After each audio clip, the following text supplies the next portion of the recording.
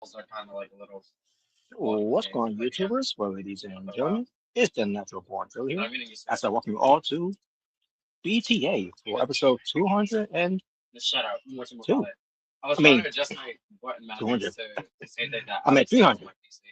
Sorry, folks, I'm tired. Working all and doing some other things. But yeah, this is episode 302 for Being the Asylum. But I just ain't Being the Asylum. But this is Being the AsylumMania Edition because we're going to talk about AsylumMania that went Hollywood for not only from night one, but from night two. We'll get to it momentarily, but before we do, maybe first bring in the two Jaber, Omega Red. What is good, guys? Hello. Also, fuck Cody Rhodes.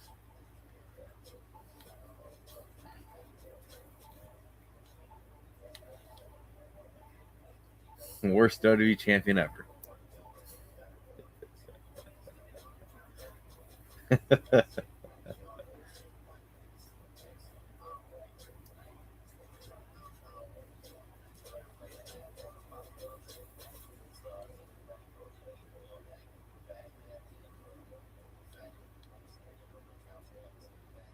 Sup.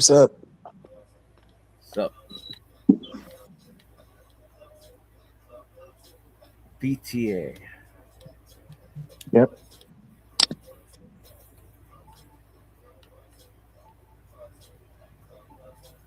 AsylumMania. Hell yeah.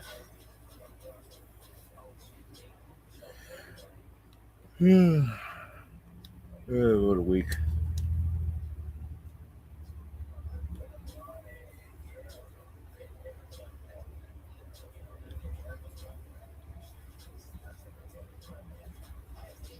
Yeah, I'll say a word because this. So let's not waste any time, folks. Let's get right into what needs to be talked about. That is, of course, AsylumMania 4. Yeah. Comes to night one, and well, that was wrong night. Night one and night two. Hell yeah. For this Being the AsylumMania Edition. 2-night show. Hell yeah. Everywhere we get to, what was the better night? So that being said, let's start off with night one. It was the first night. Hell yeah. And when it comes to first night, the opening match was the Jay Briscoe Memorial Battle Royal. Per tradition. Yep. The third annual Jay Briscoe Memorial Battle Royal. Reach for the sky, boy. Hell yeah.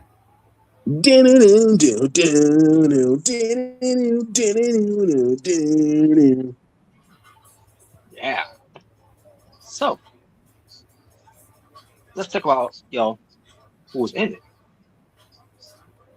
And when it comes to at the same time we're speaking so also the full results of what happened in this match itself. Yep. Which off the bat, I thought it was pretty good. Oh yeah.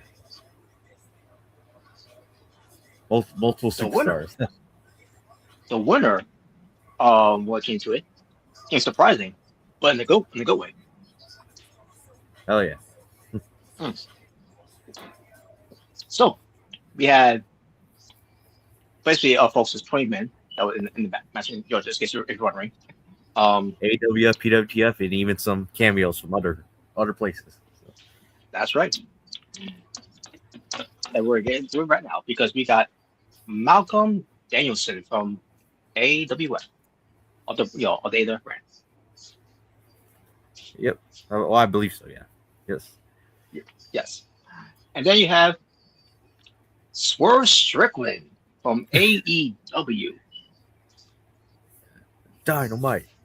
Oh, I forgot they don't have brand splits. But anyways. No. But you wouldn't know that his name was Forrest Strickland because they said a different name in the game. Well, yeah. Well, the name said Source Strickland. The announcing, I don't know what the hell that was. So. Yes. Oh man, I thought that was funny. But nevertheless, then we had Kyle Fletcher from AEW, Proto Star. Yep.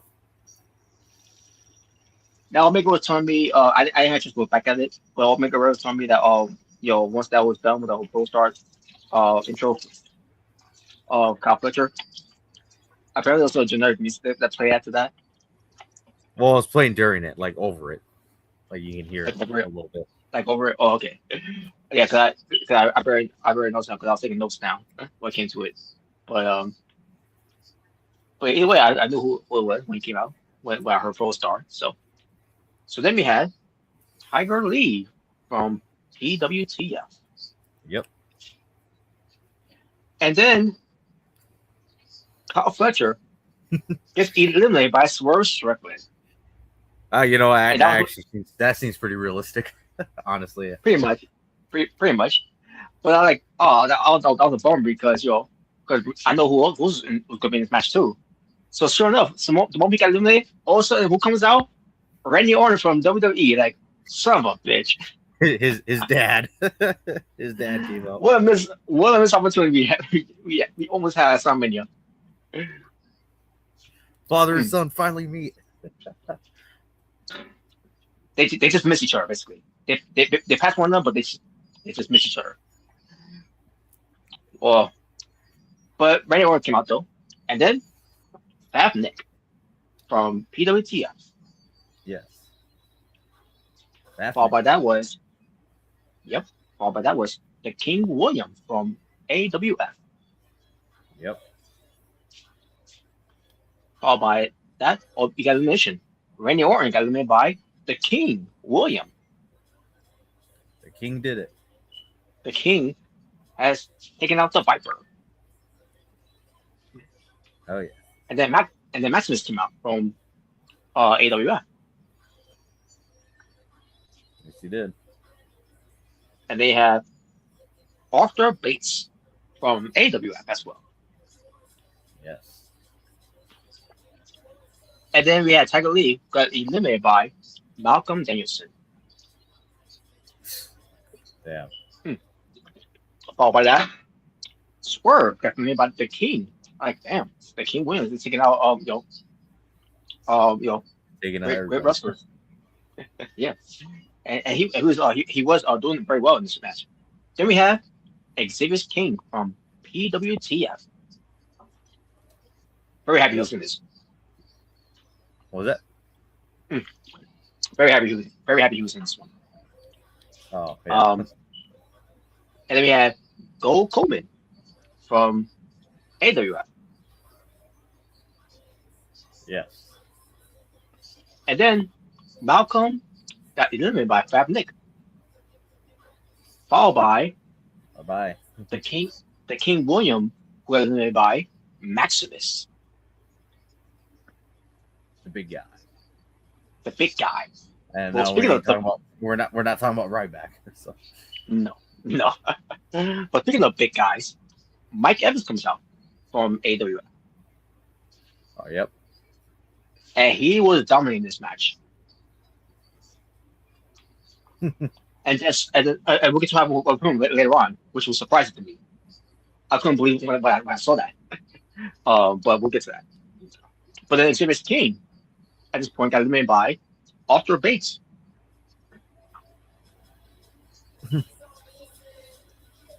Then the resident jobber. Oh yeah. And then the resident jobber Tyler Wilson from AWF. We just said that we just said that because you have him against Cyrus. Yeah. But we'll get to him later. Oh yes. But then we get Nick Carter comes out. Yep. And then AJ Anderson. There he was. And then we have some intermissions. we had the big guy, Maximus, getting eliminated by a big guy who could match him, Mike Evans. I'm like, holy shit, that was something. Brilliant. It was. Then AJ Anderson, who just got there, has been eliminated by Fat Nick. What the hell? And speaking of who just got there as well, Tyler Wilson. He also got eliminated by Fat Nick. Yeah. My God. So yeah, so By the way, if you notice, the Nick started immediately, or Fat Nick immediately wanted to fight Nick Carter when he got in the ring. Oh yeah, that's right. Yeah, they were. Very interesting there. It is very interesting. So then we get Darby Allin from AEW. The former AEW World Champion. That's right. Who just recently returned, by the way. Yep. But yeah, but Darby comes out, but he has some generic music. Like, wait a minute, what happened to Phil? Yo, what happened to our Phil? From parts unknown, the superstar. the pants superstar. Yeah. Oh man. But he came out. I thought he did pretty well in this match. But then Arthur Bates gets eliminated by Darby Allin. Yep. Then we had El Hijo del Muerto. Yep. Made on And to then, yeah, he has the favorite part of AsylumMania. Then Gold Coleman gets eliminated by Mike Evans. Jeez. Then the phenomenal one, AJ Styles from WWE. Hall of Famer. The Hall of Famer. Hell yeah. So then we had Angelo Winters from AWF. And he immediately got eliminated by Nick Carter. Oh my God. You can't make this shit up. Oh man. But then Bronson Reed from WWE. Yep. About he's due to come back soon. Don't know when, but he's due to come back soon. Yo, he's been recovering very quickly from this injury. Yes, he has. But then we have Wento, who got eliminated by AJ Styles. There he goes. And then the upset for all upsets that happened in this match. So Mike Evans was by the ropes, who's getting ready to get eliminated, and obviously someone smaller than him, was trying to eliminate him. And I think myself, I'm watching this, I'm like, yeah, I see this happen all the time. It's not gonna happen. But it did. I'm like, what the fuck? So who eliminated him was Nick Carter. Like, holy shit. He just threw over the big man out of the ring. He threw over Mike Evans out. I'm like, holy shit. I'm like, well, he's gotta win then. He's gotta win. We'll get to that. And then AJ Styles was eliminated by Nick Carter. Like, what the hell is going on here? Nick Carter. He's getting this push. Yep. So then that was the final four: Bronson Reed, Darby Allin, Fab Nick, and Nick Carter. It's interesting that the Knicks were the final four, by the way. That is very interesting. So then Fab Nick is eliminated by Darby Allin. Yep. So the final three will end up being Bronson Reed, Darby Allin, and Nick Carter. And then Darby Allin gets eliminated by Bronson Reed. And he took a big bump, of course, like Darby would. Yes, he did. I was like, and of course, this is Darby Allin, so you can't eliminate him just like that. You got to eliminate him by taking a big bump. So that's exactly what happened with Darby Allin. Well, at least it's realistic. So, I mean, yeah, it was great. It was very clever. So, if anyone has to do it, then Bronson Reed was the right guy to do it. Yep. And then finally, Bronson Reed and Nick Carter. Like, okay, let's see how the score go down. And sure enough, it went down after in shocking fashion. Nick Carter eliminates Bronson Reed. So there's Nick Carter has really show off and showcased in this match so much that he won the Jay Briscoe Memorial Battle Royal. Now I'm interested to see what title he chooses to go after. That's right. Now he gets to choose any title he wants to go after. Yeah, what is it going to be for? What is it? Well, that'll be very interesting. Well, first let's get to the draft first before we do that. But but he's got a lot to think about when it comes to this Nick Carter. So yeah, very good for him. And again, it was a very good match. Hell yeah. And with that being said, moving on to the next card of the show, the Roy Kawada versus Robin Garcia match. Roy Kawada won the match by countout. It was supposed to be a submission match. This was the weakest match on the show. And moving on. Next match. Yep. There you go. Not much to say. That's the end of the rivalry there, folks. Roy Kawada won. So there you go. Now they can move on. I guess Rob Garcia did beat him like that before. So. Yeah. Oh well. No. Oh well. I mean, it's all good, but it's all good at first, but then also the counter happened, and well, there you go. That has to be Ricky's match because it's supposed to be a submission match of the 3 here, and it wasn't. So fail. Wow. Yep. Negative stars. Anyways, so the Deuces, they're going to be facing the AWF Tag Team Champions. When it comes to the Wolfpack, obviously one of them is Strange, but because Choco Gamer is in a match with CN Punk, we'll get to that for night 2. Being a new member to be in to replacement, basically the free rules in a way when it comes to it. Yep.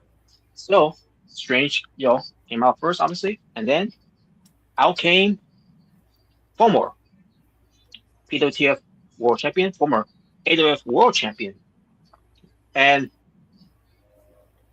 has main event AsylumMania. And an old tag team partner of Strange, by the way, from a while. That's right. The Demonator. Everyone knows who it was. It was the Demonator. He's finally back.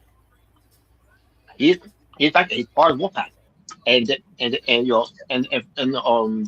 when the Raid showcase being part of Wolfpack, they had to win, and we'll get to that.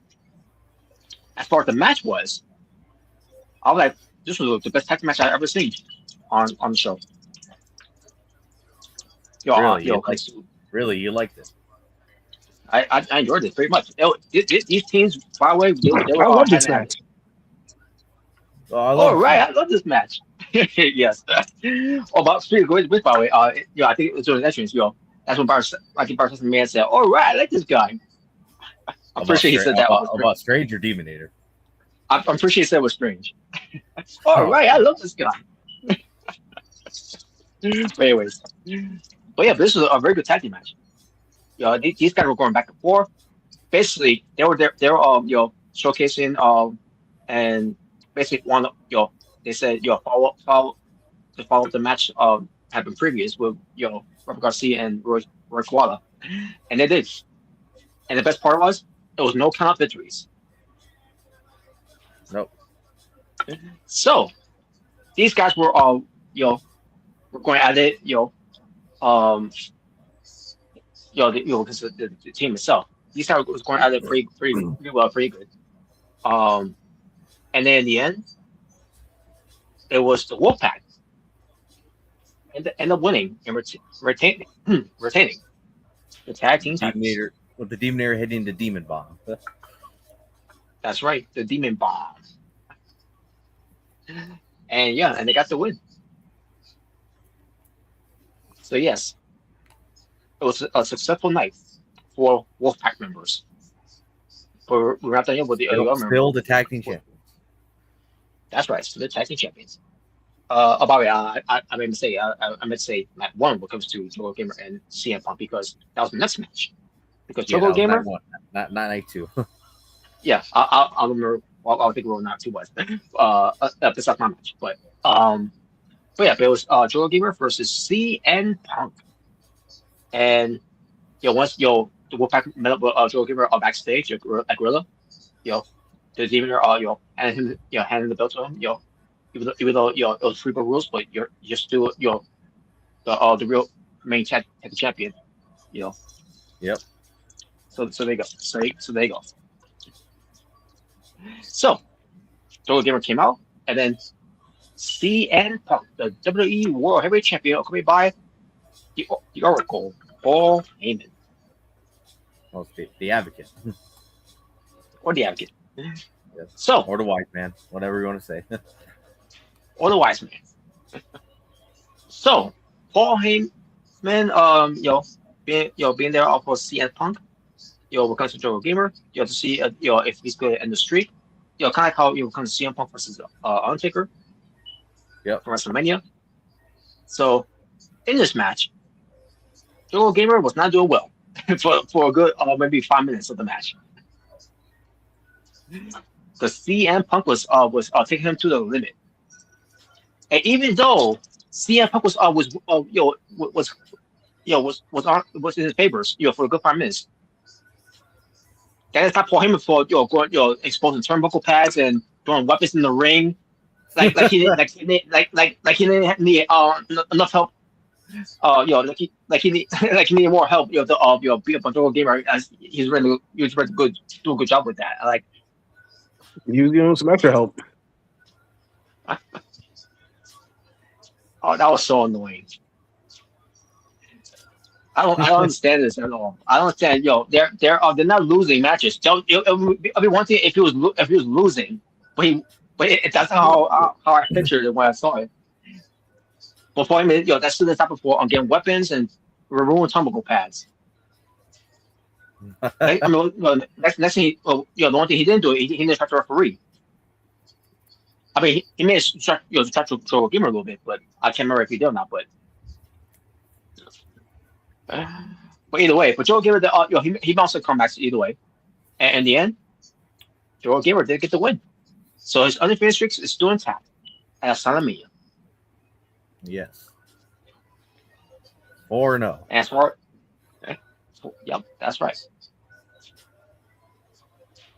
So there you go. Then we follow up with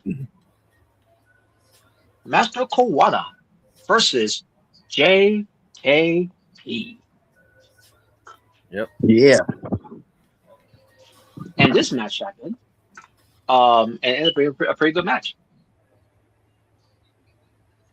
Oh yeah. Basically, Master Kawada told his son, Roy Kawada, hold my beer. Or hold my suck dude, whatever type of drink they drink. What the hell? Because he's going to show him how to really showcase a wrestling match. Yeah. Basically, a father who's disappointed in his own son. Basically, he wants to disown him at this point now. Not just kidding. Wow. But anyways, but JKP and Master Kawada was having a very good match. Having a good back and forth. Again, that's the type of match I would love to see with Joel Gamer and CM Punk, but that's not how I saw it. This one was a lot better. And in the end, it was JKP, your winner, beating the legendary Master Kawada. Yep. So yes, Great, right. great showing between these two guys. Mhm. Great show. Was it better? Hey, at least it wasn't Hunter Wheeler and JKP at AsylumMania. Yeah, thank God. Yeah, exactly. But nevertheless, so JKP won, and then he was like, "Oh, great, this is great." And then he's like, "Oh, wait a minute. Okay, never mind. I'm not a champion. It's like what happened to me like happened last year." But even though he's not the champion, of anything, they didn't stop Cyrus coming out alongside with Ariana Cortez. And basically, this is like where you were Brock Lesnar confronting John Cena. Yep. Wow. Come on, you don't love it? Wow. So JKP got massacred by the Black Beast, Cyrus. The Black Beast. That's what you're calling it. The Black Beast. Oh man. Now I was going to talk about that, but the Beast, Cyrus. Or Cyrus Yep, the Beast. And 3 F5s, by the way. 3 F5s. And yes, that's going to be the program for JKP, which I'm assuming leading up to Revenge. Like you say, would you prefer this or Hunter Wheeler? Which one would you prefer? Obviously, Cyrus, because Cyrus has improved a lot, and more. He's more of a star than Hunter Wheeler. Yep. So there you go. So now we get on to the next match, which is Mr. Huge versus the PWTF United States Champion, Austin Wright. Yep. Basically, the two guys there are in the same group, but based on what was been going on with Mr. Hughes and Austin Wright, especially with Austin Wright, having fans on his side, and look like he's gonna be exile of the the corporation. I think the supposed to be called, I can't remember, but where were they supposed to be called? But they had a match, and as far as the match was, it was pretty good. There was a lot of back and forth. Two big guys going at it. Yeah, and Mr. Hughes basically, he basically taking Austin to the limit in a way. But Austin was fighting back 2-0. And he already taken Mr. Hughes to the limit before. Pretty much, yeah, like before. And in the end, it was Mr. Hughes getting the win over on Austin Wright. And by the way, Austin Wright never tapped out. He passed out because of the bear hug. And that's right. He passed out to the bear hug because he was bleeding. Austin Wright was bleeding. That's why he was he passed out because he lost. And obviously the crowd booed at that. If you heard the crowd reaction. That's right. So yes, this was the outcome happened with Austin Wright bleeding, and then he got into the bear hug, but he passed out. And Mr. Hughes is now your new PWTF United States Champion, ending the reign that was over 400 days for Austin Wright. Holy shit! Yeah, I can't remember. It was like maybe 407 or something like that. Either way, but either way, yes, that's how long he's been the United States Champion. My God, yes. And he didn't even tap out. And he didn't even tap out. And now, when it comes to this whole thing with Mr. Huge being the champion, I want to get this out of the way right now because Jim Parker, who did win the Battle Royal back in Royal Bash to get that shout out that national title, and it's gonna be on PWTF pretty soon. And then we'll see what happens when it comes to those two because whoever wins that match, Austin Wright, he wants to invoke his rematch clause at Revenge. Wow. And Mr. Hughes is the champion, then yeah, that's gonna be he's out for revenge. Yeah. By the way, Austin Wright got a special entrance, as you can tell. Yes, he did, which was pretty cool with the sword and everything. And no, he ain't even using the sword in storylines like Drew McIntyre. Yes. But all right. So then we get to the co-main event of night 1. Jimmy King versus the winner of the Royal Rumble of 2026, Foxy Knuckles, versus the PWTF World Champion, Xander King. So, oh boy. And by the way, this is Jimmy King's in a way, invoking his rematch clause in this match because these two, I mean, we're coming to Foxy Knuckles and Xander King. They had a regular 1-on-1 match, and it was decent, but then it ended in a way I did not expect it to end it. In a low type of climactic way to end the match. And I'm glad this was with Jimmy King being added to this match. It was gonna be a lot better, and it was. Awesome. And then they had weapons in there too, by the way. But did you not mind it at least a little bit because it was for a world title? Well, there was parts of it where that well actually it was not the weapons didn't bother me. What bothered me though is the constant that with Jimmy King going around the ring, and then Foxy Knuckles did the same thing, going around the ring. And I can't remember if Xander King did that too. I'm watching this like, oh, what's going on with them? Did the weapons head each other the heads? I'll get them an early CTE moment or something like that. What the fuck was going on in this match? Now, the match was still good though, but I'm like they're walking around like they're walking around, try to get to one another. Like what is this? I don't know.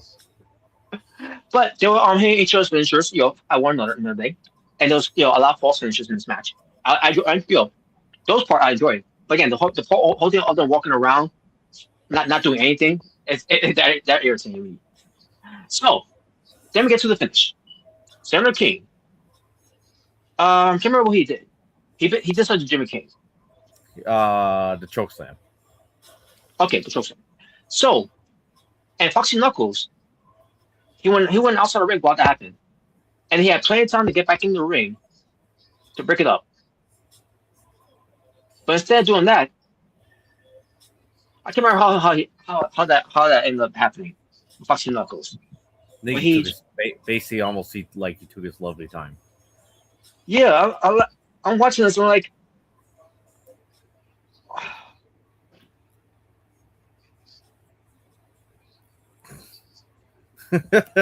Roberts does not know what to say. He doesn't know what to say. I just know what to say at this point. Like again, did he have an early CTE moment? Maybe him and CJ get along. Probably. I haven't enjoyed the division. They fit right. He fits right in, I guess. My God. Okay, I remember now. So instead of running, instead of sliding into the ring to break up the count, Foxy Knuckles, he runs to the ring, right? Yeah, after Xander King did to Jimmy King, and he climbs up the ring, go through the ropes, and then runs and then tries to break it up. Like you could just slide in there and just broke it up. Like you want to be the champion so badly. You got an opportunity to be world champion, and you got the ball by taking sweet ass time. Just that's like who does that? I don't know.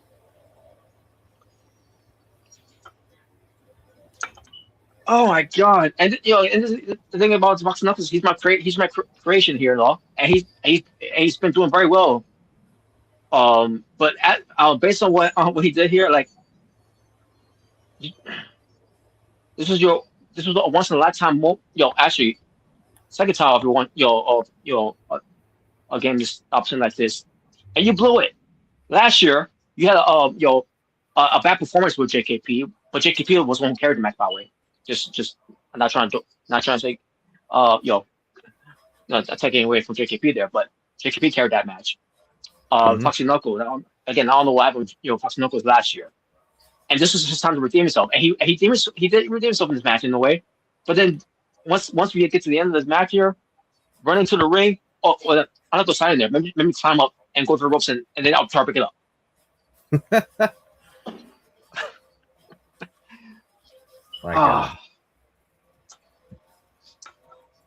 So there you go. And yes, Xander King may have lost the match against Foxy Knuckles before AsylumMania. And I'm pretty sure that's gonna be his excuse, now to get another shot against him because because you didn't beat me. You beat Jimmy King. And remember, I beat you before AsylumMania. So your idea should be turning Foxy Knuckles heel, basically. Basically, yeah, we got to turn him now. Really? Obviously he's not been happy. He's not been happy, obviously, because basically you're gonna have him attack Jimmy King, and he's gonna be the heel in the storyline. Basically, Foxy Knuckles could be like send on that Ado is not doing with Kim Knight. Be a heel on his own. Yep. So there you go. No, we're gonna add him to the knockout tournament too. Wow. Well, luckily there's no knockout tournament in this game. Oh man, I wonder if Ado got that by the way for knockouts in the game. I don't know if they do or not, but the whole season pass they always do. But I won't know. I have no idea. But I'm pretty sure they've probably done something like that too. So, but anyways, so now I'm gonna move on to the main event of night one. Yes, it's Emily Way who won the 2026 Royal Rumble versus Victoria Walker, the AWF Women's Champion. And these two women were there to prove a point, and basically to show why they was given the spot to be in the main event in the first place. And after seeing this match, that's right. And after seeing this match, boy, did they deliver. I mean, it's Emily Way. She deserves to be the main event. That's right. That's right. And seeing Victoria Walker for coming a long way from last year, being part of on the pre-show to winning the titles with Valerie, to stepping up to going to the main event of AsylumMania for this year. So she came a long way when it comes to this. Literally in the main event. So literally in the main event. Now, I mean, Emily Way, she's been AsylumMania and won AsylumMania before, to retain her title when she was long-reigning champion. But was never getting a main event spot until we got to night one for this year's AsylumMania. So these two have a wrestling clinic, and these two were really hell bent to showcase what they can do in the ring. And very impactful spots they did in this match. Anyway, even did some heel tactic in a way. But that's me to say heel though. Because what I'm talking about is that the whole referee breaking them up, because they were by their corner or rope whatever, and then anyway, she basically kisses in the gut. Basically, it's just her being nasty, like how Rodrigo was talking. Which probably I'm surprised Rodrigo wasn't out there in the corner. But then again, I mean, you want to do it on her own. You want to do it on her own. But then again, he probably want her to do it on her own, and basically, again, did not disappoint. So, there was a lot of false finishes kicking out finishers and all, and a lot of counter after counter. It was a very good match, and they really showcased what a women's main event should be about. And in the end, it was Emily Way getting the win over on Victoria Walker. Finally, we're getting her title after what, 2 or 3 years of not being champion.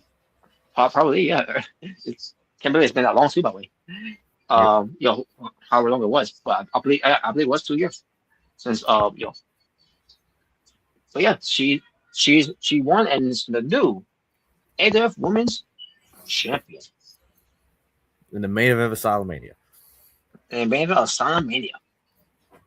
And then obviously, what came to this?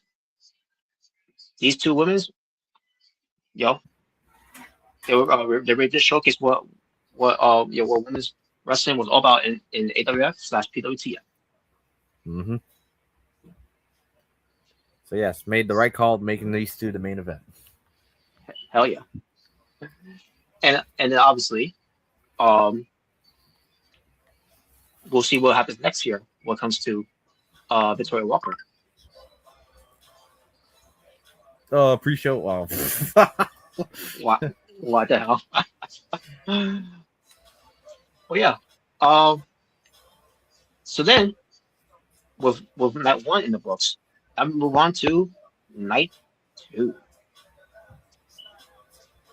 Yes. And night two features the six-man ladder match for the AWF Intercontinental Championship. Hell yeah. And the guys that were in it, Aaron Blake, Yep. Cole Goldman, Former champion. mhm, Wyatt Carter, Mm-hmm. Jose Rodriguez, Yep. Nathan Matthews, Former champion. What? One of the longest reigning champions, by the way. yep, And he was booed in his and hometown, by the way. He got booed in his hometown. of course, yes, which is was very noticeable, and the reigning Intercontinental Champion for AWF, the Demon Star. Well, yeah, he came out as a demon. And he sure did. So they had this ladder match, and I expected this match to be long, and it was, and I was happy with it. And these guys all were having at it in this match. Hey, they made you happy for once, Robert. You want to know why? You want to know why they made you happy? Why is that? They actually used the table for once. They actually broke the tape. They brought in a table and they actually used it. I was actually gonna bring that up. Now I don't remember who did it to who, but yeah, I didn't remember seeing that. You're probably were like just about damn time finally. I was thinking the same thing. Like it's about damn time. So yes, a table was used in this match, and I like about time. That's all I wanted. When it comes to if you're gonna use a table, then you gotta use it. Even though I don't like music, tables a lot because you've seen it oftenly a lot. But I think it's a pass though because video games because we very get a tail spot. This was a rare occasion, and all places happened after that AsylumMania. So I was happy. Yeah. Also happy too. Wyatt Carter, because Wyatt Carter wins the Intercontinental Championship. His first ever singles title. His first ever singles title. The Wild Samoan wins. The Wild Samoan is your new Intercontinental Champion. When it comes to other Samoans that has been Intercontinental champions in the past, and he's been added into that list. Yep. Yeah, I love it. Hell yeah. So now we get to then we get to representing the Wolf World Order, Damian King and Damian Wolf. Yep.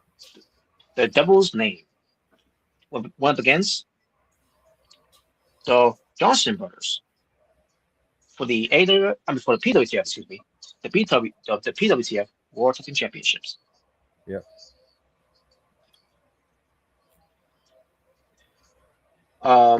So this match itself was pretty good as well.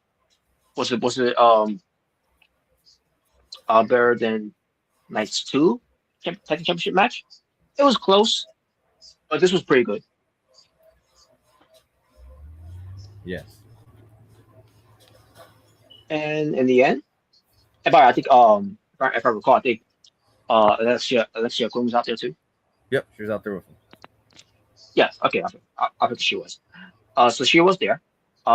She had no match, but hey, she was still part of the show.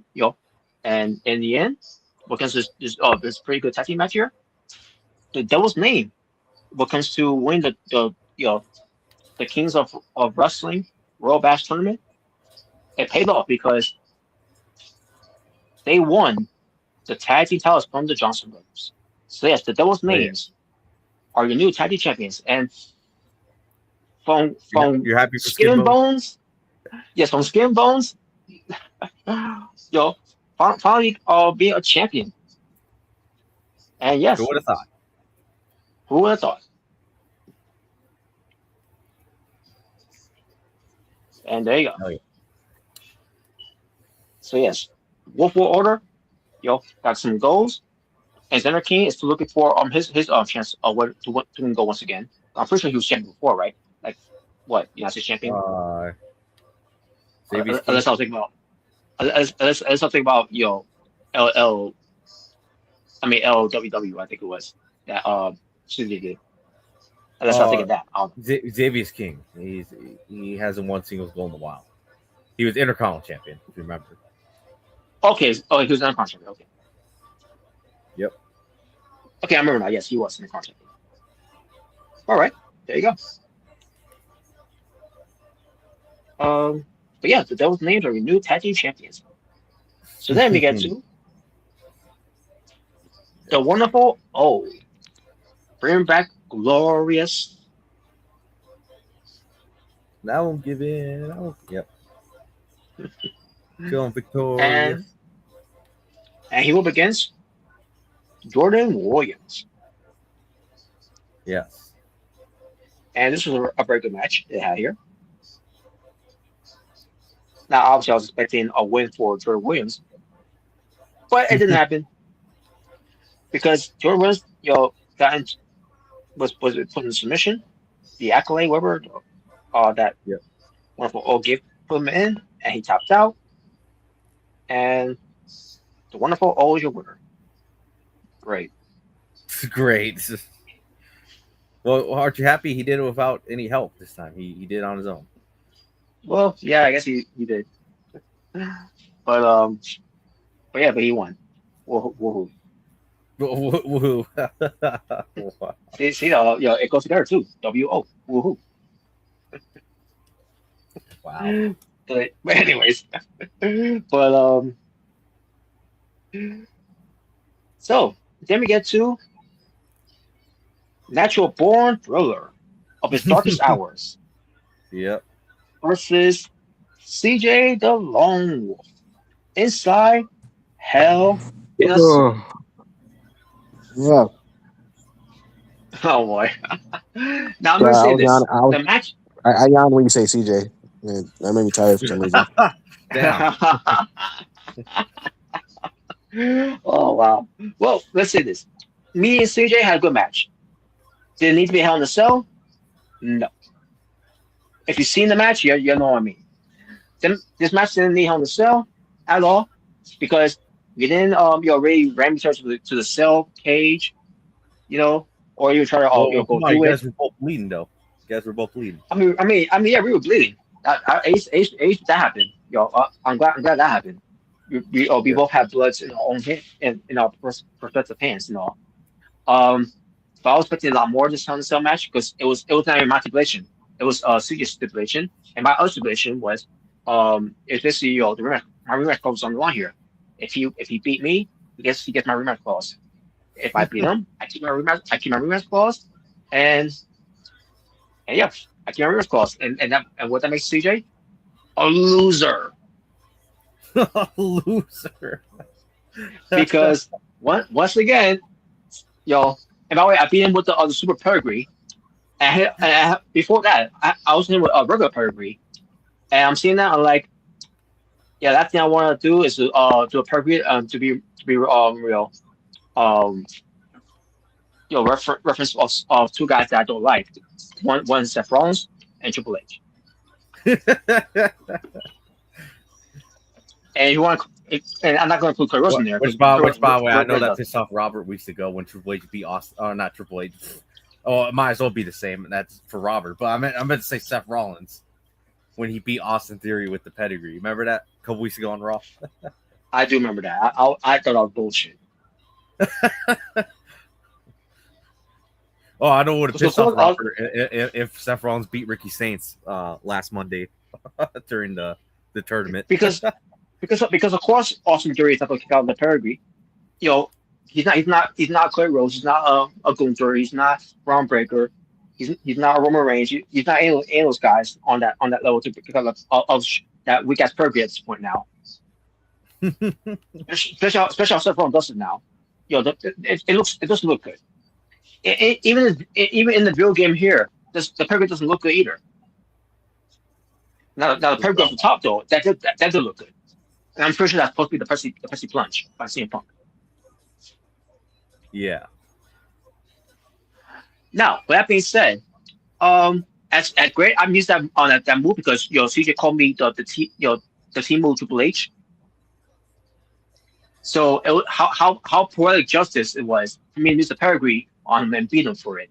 For someone who called me Triple H, which that's the last thing I want to be prepared by the way, Triple H. So that being said, no, you're more than Seth Rollins. No, I'm not even that. So Ethan Page, you're not even Ethan Page. I'm gonna have my a character develop pretty soon later on. But I gotta get you revenge first. But that'll be for another time. But nevertheless, now we got that pedigree out of my system. I don't ever want to see me do a pedigree ever again. Wow. Yeah. I mean, yeah. Plus, if the video game's going to have anyone do a pedigree, right? I suggest doing a pedigree when it comes to how it was done in the old days of video games. Not the way they're doing it right now, where they'll hook you up and also you up in the air and they let you go. Basically letting your arms go. Like that's the most shittiest pedigree ever. That's the way Seth Rollins does it. Of course he does, because he obviously doesn't want to hurt anyone. Otherwise he'll hear from Bret Hart. He's on safe.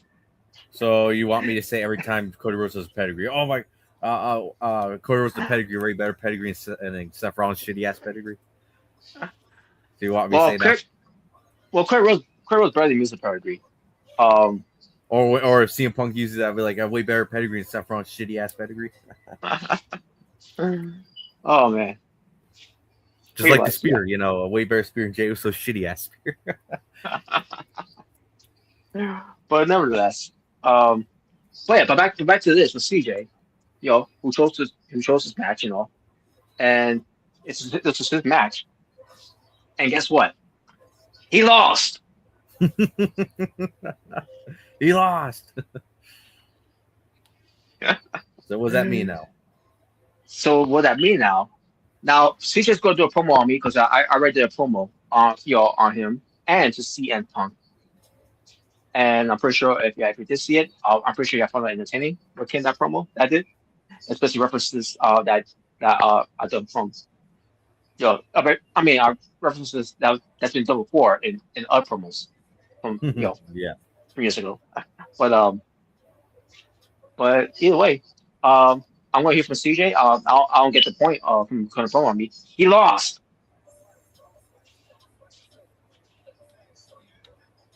So he thinks you're burying him. Because I buried him 6 feet under with my golden shovel. Using the pedigree. And there you go. Wow. And don't take it the wrong way. This isn't personal. It's just business. I guess you really are Triple H. Look at that. And that's what's best for business. Oh my god. So I think the pedigree should stick to Hunter Wheeler and Bruce Wheeler, basically. I agree. Yeah. Well, especially Hunter Wheeler, because he's a shit. Wow. So there you go. But anyways, fuck Triple H. Moving on. Now the co-main event. Hannah Evans, who won the Elimination Chamber, to go up against the PWTF Women's World Champion, Yuri Kawada. So, this was a very good match. And Hannah, Hannah Evans, took Yuri Kawada to the limit. Now, Yuri Kawada still now Yuri Kawada still has some offense, in the match either way. But this was a very good match they had here. And in the end, Yuri Kawada. Now I thought she was going to win with the insane elbow that she did from the top, but Hannah Evans gets out of it. I'm like, holy shit! She's looking to try to win here, but instead she was taken care of by Yuri Koala with the koala kicks, and Yuri Koala wins, and still you're a PWTF Women's World Champion. Holy shit. She defended the title last year and retained. This year, she did it again. Jesus. She's going, to be the one of the longest reigning PWTF Women's Champion of all time. And she won back in 2014, by the way. 2024. 2024, excuse me. 2014. Holy shit. 2 years. Since 2024. 2 years as champion. My God. Hell yeah. Who's going to dethrone her? I guess we'll find out eventually. Who that could be, especially when we get to do the draft. Yep. But then we get to the main event of night 2 to close it up.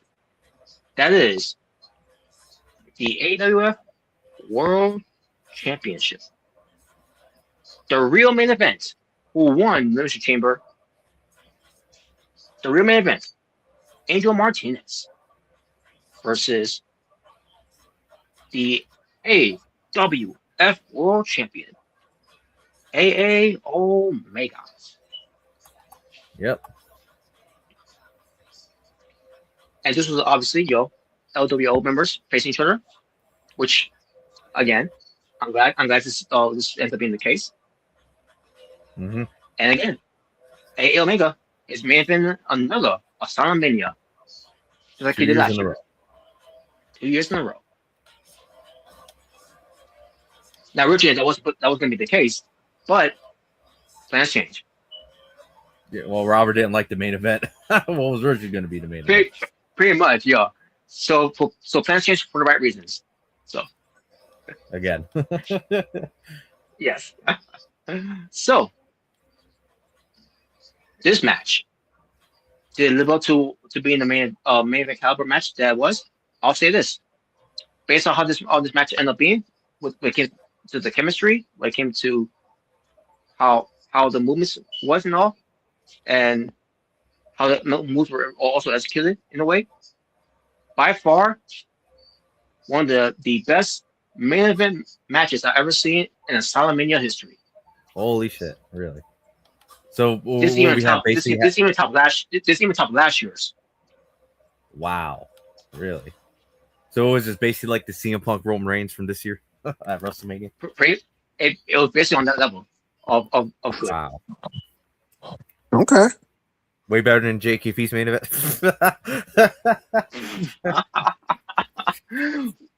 Well, when it comes to wonderful Owen JKP, yeah, it wasn't the best main event, obviously. Because it was the first main event ever for AsylumMania, but yeah, it wasn't the best. It wasn't the best match, but I thought it was fine for what it was. But this match itself right here, for night 2, it really did deliver. And this is why Angel Martinez showcases why he is the real main event. Jey Uso. Jey Uso. Well, come on, Robert. You don't like Jey Uso ordering around Jacob Fatu now? Oh, God. Well, I wanted if Jey Uso is the tribal chief, but he's not. So. Hey, you're like, he never will be. He's not about a punk ass. But I don't know. You're a punk ass, Jay. Oh man, but yeah, but again, when it comes to Angel Martinez coming out of the tag team into the main event scene, especially of him, because he played champion before, obviously for PWTF twice. Mm-hmm. And then when it comes to his Intercontinental title all reign that he did, open challenges that he did, which was pretty cool and pretty good. And I thought about being multiple tag team champions.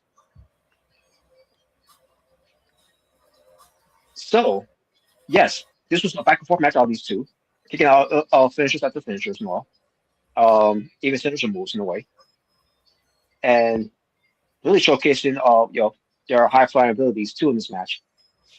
Mm-hmm. And then in the end, it was Angel Martinez with in honor of Jimmy King using the crown, basically the double action from the top, but the crowns onto AA Omega and got the 3 count in the win. So yes, Angel Martinez, who I've been knighting him as the real main event for the longest time, showcased why he is truly the real main event because he became the AWF World Champion. My God. Well, This was this is his biggest win. This is his biggest win in his career. Yes. Yes, it is. He is now the world champion. Hell yeah. So basically, this is what a true AsylumMania moment was to you, basically. Hell yeah. So yes, Angel Martinez from a tag team to a main event that actually deserves and earned the right to be called the real main event. Hell yeah. Yeet. Oh God. But yeah, but that's not all, folks. Because once that match is over, the destination of AsylumMania AsylumMania 5, which will be 2 nights again, by the way, 2-night show. Mm-hmm. Yep. So they say goodbye to Hollywood, California.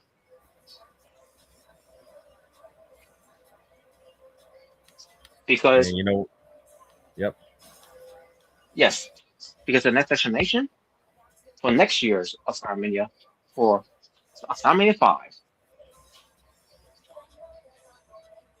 Yes. Because JKP, AsylumMania is going to the Big Apple. Yeah. Hell yeah. Madison Let's Square go. Garden. Yeah. New York City. Hell yeah, New York City. Just don't rage out over like Knicks fans does. Oh boy. Oh boy. What that was a discussion we're going to have to have, with Mr. J on Sunday. Oh yeah.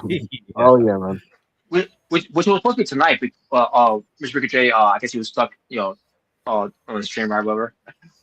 So I don't know what happened there. All you had to do was catch the damn train. Yes, I know what was the hell. I know what was the hell of him at the train. Right, but yeah, I have no idea. But we'll try again on Sunday. We'll come to it, which is why we're doing the show here, AsylumMania. Because being the AsylumMania, I should say. But yeah, but next year, AsylumMania 5, Madison Square Garden will begin, 2 nights. Yep. So yeah, so far, folks, this was a success for this AsylumMania 4. We're going to do 2 nights, and I thought it delivered. Now, unfortunately for night 1, because of that one match that happened with Ray Koala and Robert Garcia, basically night 2 was a better night. Which it has always been a common thing when it comes to where WrestleMania happens or SummerSlam happens. Night 2 always be the better show. Wow, so you're calling night 1 shit. Wow. I mean, it depends. When it comes to, well, I remember last year WrestleMania. After me or Jay, we watched it. When we did the watch along.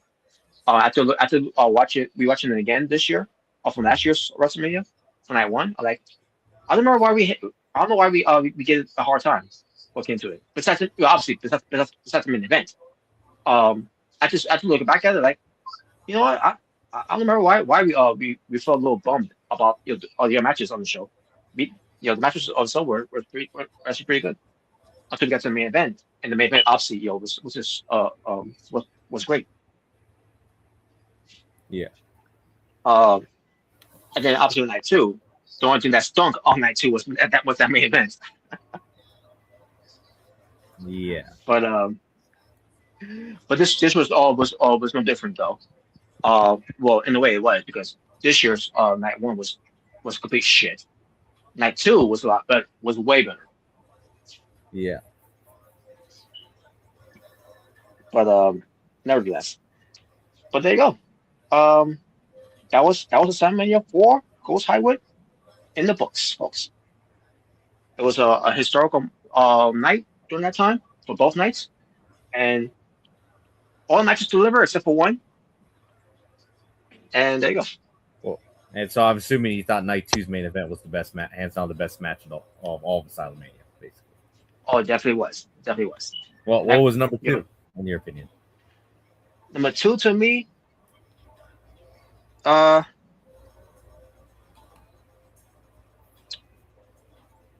PWTF Women's Championship. Oh, all right. Yeah.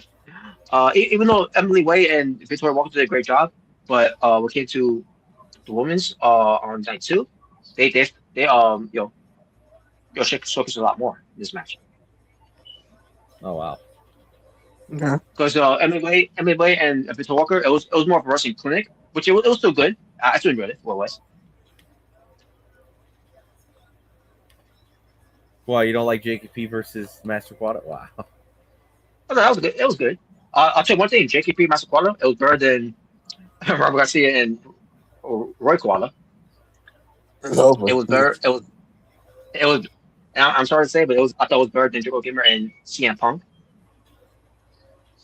Wow. Hell, I even thought it was better than Mr. Hughes and Austin Wright.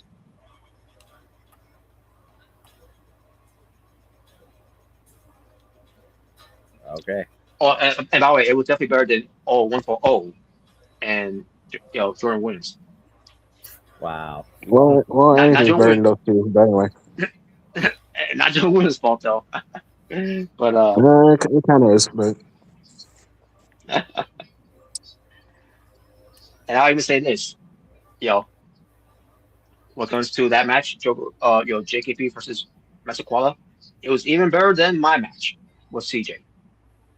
Because again, why didn't he be Hell in Cells beyond me?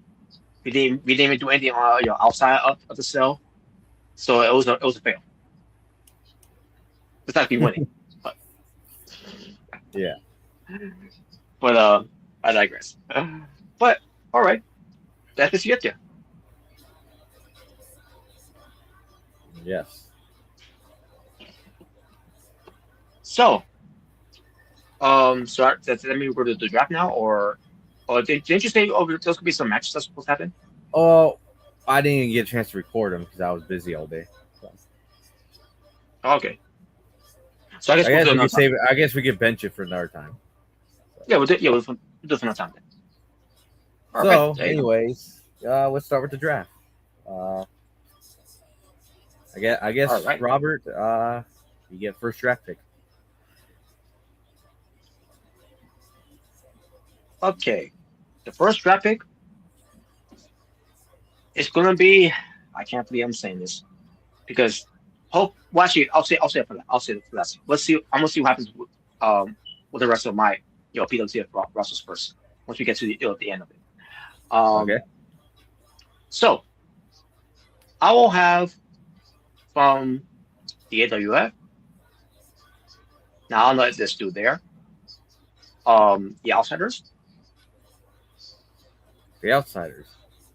All right. That's your number one draft pick, the Outsiders. Okay. All right. There you go. There you go. So yes, the Outsiders are coming to PWTF. All right. Well, in that case, by the way, when it comes to Outsiders, does that include Victoria Walker or no? Or just the tag team itself? Yes, that also includes her as well. Because since she she was a champion, when she beat Emily Way. All right. I'm not Emily Way. It is the fine, let's say. Yeah. So she's also be included. Yep. Well, in that case, then AWS #1 draft pick coming to the company. It is Division, which includes CN Punk, CJ the Lone Wolf, Jim Parker, Tiger Lee, and Aaron Blake. Obviously, with their wise man, Wally, heading into AWF. Nice. Thank you. Thank you very much. So, yes. Whoever that was, thank you. Yes. GG. That was Yeah, good. They yes, wasn't, it is my they wasn't father. expecting my Punisher. So there you go. Division are gone. Oh, come on, Oh, Robert. Are you yeah. happy? Or are you like, thank God? Yeah, let me say it. Thank God. Thank God.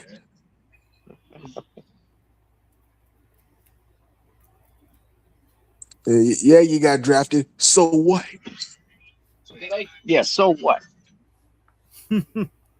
Wow. There you go. All right, there you go.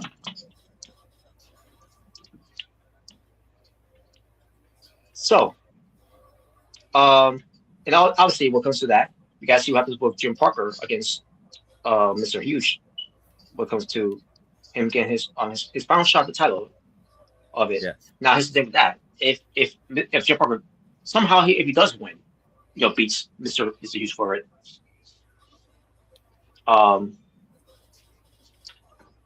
that could be an interesting development, dilemma, I should say, what comes to it. But we shall see how that turns out.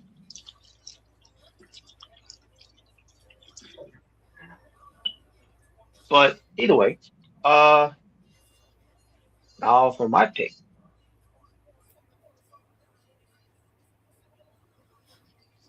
I will go coming to PWTF.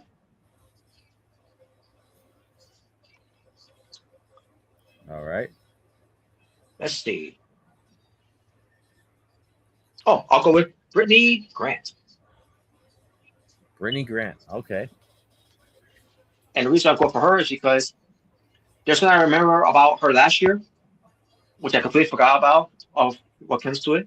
But then again, we were on hiatus at the time, so that's But she won last year's Royal Bash tournament for the women's side, and she has yet to get a shot at the title. So, with that being said, I think it's right for her to get a shot of to automatically get a shot at the title against Yuri Kawada going into Revenge. All right. So there you go.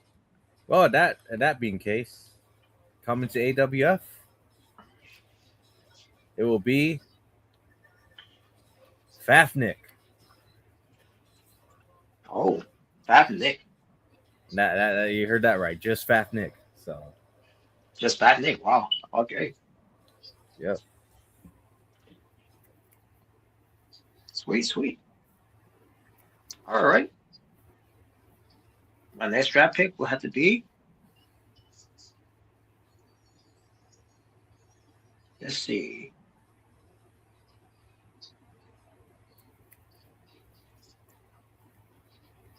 I'll go with the Insiders. The Insiders. The Insiders. All right. Well, I guess they're officially in PWTF.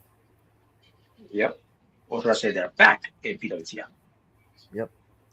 Well, for the first time ever coming to AWF, because I don't believe they ever been a part of AWF. It will be the Hollywood Blondes, the tag team. Oh, okay. Yep. There you go. That's cool.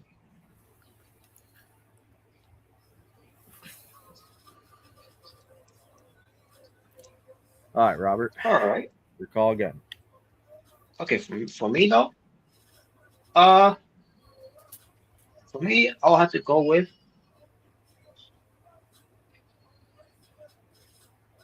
Foxy Knuckles. Foxy Knuckles heading to PWTF. Yep. Awesome. Well, in that case, coming to AWF will be Damian Hernandez. Oh boy, Damian Hernandez. Yep.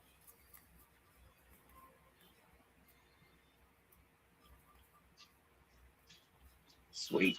All right. Okay. For me next year.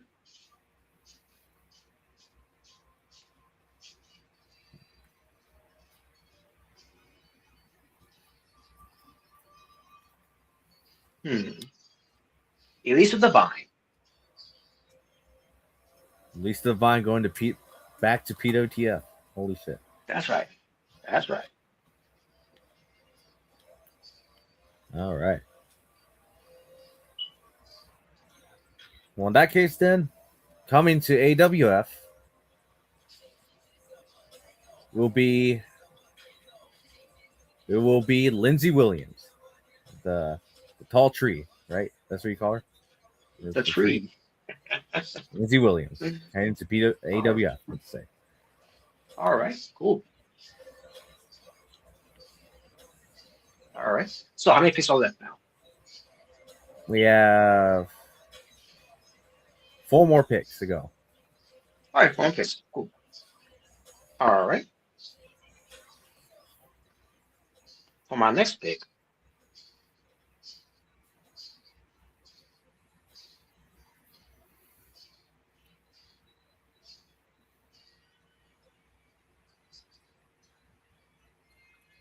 my next pick will have to be the Renegade. The Renegade. The Really? Renegade. Just the Renegade. Just the Renegade. All right. Well, that's very interesting then. Woo. Very, very interesting. All right. Well, my next draft pick, I'm gonna go with. Well, I think he is the longest reigning PWTF United States champion, or he was. So I'm gonna go with Austin Wright. All right, Austin Wright. Now it's gonna be interesting to see. Now he's officially reunited with Nathan Matthews. So interesting to see how this turns out. Hell yeah. So,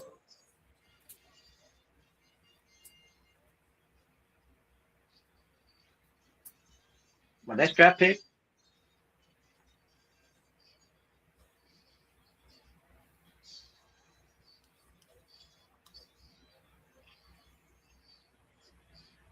Jordan Williams. Oh shit! Jordan's going right back to PWTF. Holy shit! That's right. Whoa. Right back to PWTF. All right. Oh, there goes ratings. Wow. Now, are you talking about the reigns going up? Well, that is a big loss for me. How about that? All right. Well, coming to AWF. Trying to think of options right now.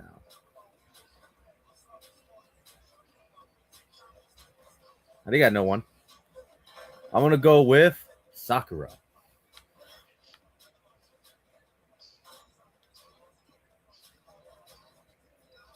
Sakura. Yep.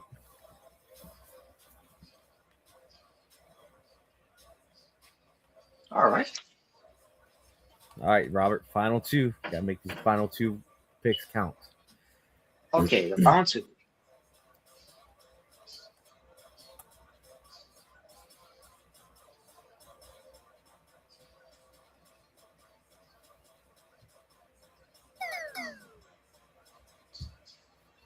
So for the final 2 here,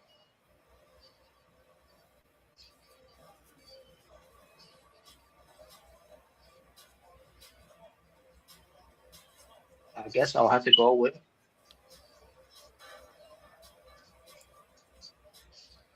Nikita Jackson. Right back to PWTF. All right, going right back to PWTF. Well, all right, well, when it comes to heading into AWF, it'll be Roy Kawada. All right. And that right there is about the end of that rivalry. Because now they're on truly the end. Well, truly the end. So now, Robert, it's your last pick. Who's it going to be?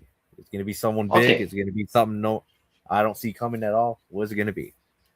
Yeah, it's definitely going to be something that you see coming because oh boy, the next and final draft pick going to PWTF, the learning tree. What? That's right, the learning tree.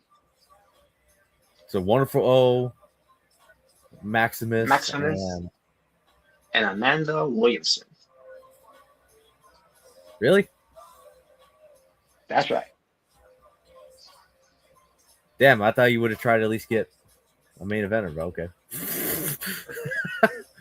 Well, let's be honest. I thought you would have get like a JKP or hell, even somebody who just recently lost the world title. You know, but anyways.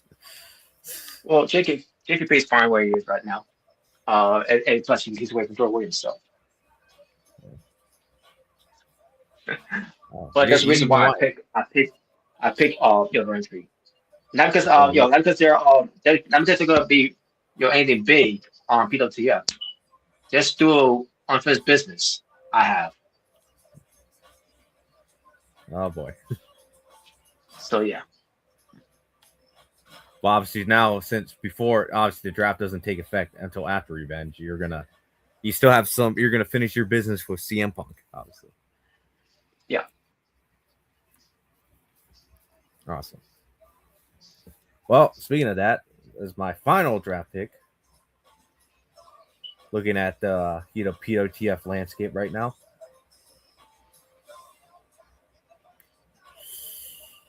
Huh. Well, you know what? I'm gonna go with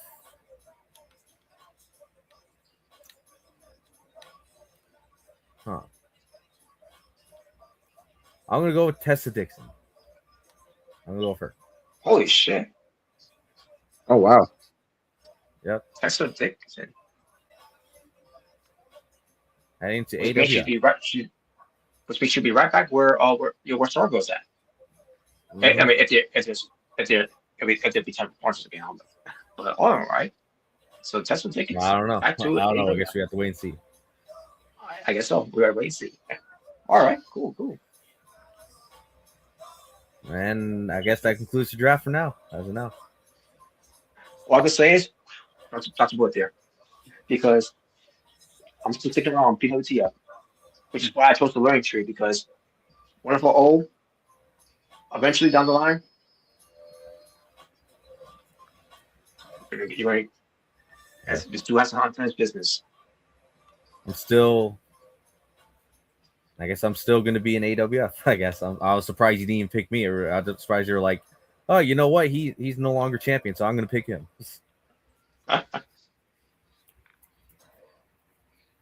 Well, didn't want to separate the LWO, so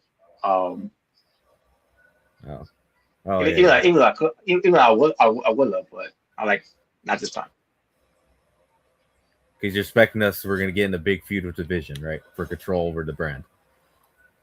Pretty much. It's gonna be all out faction warfare. All right. I get to see that happening. Comes to matches that's happening later on too. Even when it comes to Super Series. Yep.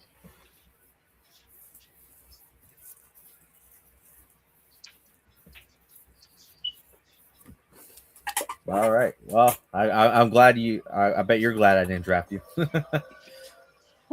Yeah, I just put it there. Yep.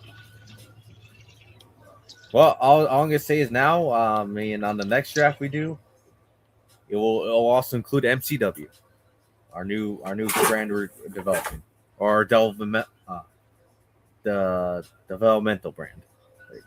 Mm-hmm. Hell yeah.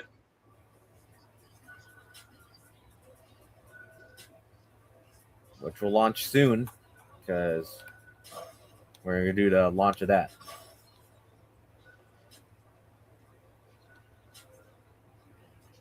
And I cannot wait. Mm-hmm.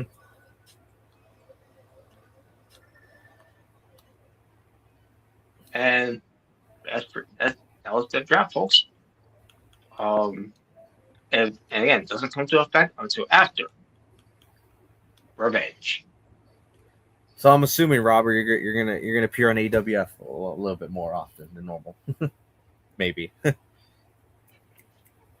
Hell yeah. I don't know. I might show him PWTF too for a little bit.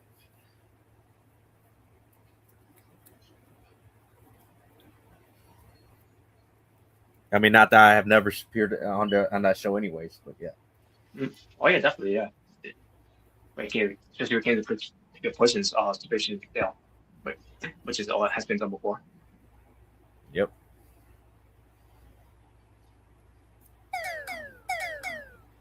But yes.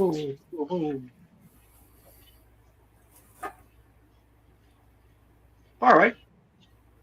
Before we get to the fun topics, Tell us. Oh God. I'll have it. What? Well, Robert, you're not gonna be happy. Jey Uso won the King of the Ring match, the first round. Are you fucking kidding me? Thanks for spoiling it. Thanks for spoiling it. Gee. I just saw it right now. Wow. I mean, hey, Robert, it's just him who's day one ish, you know. King Yeet. There you go. We're gonna get King Yeet soon. King Yeet.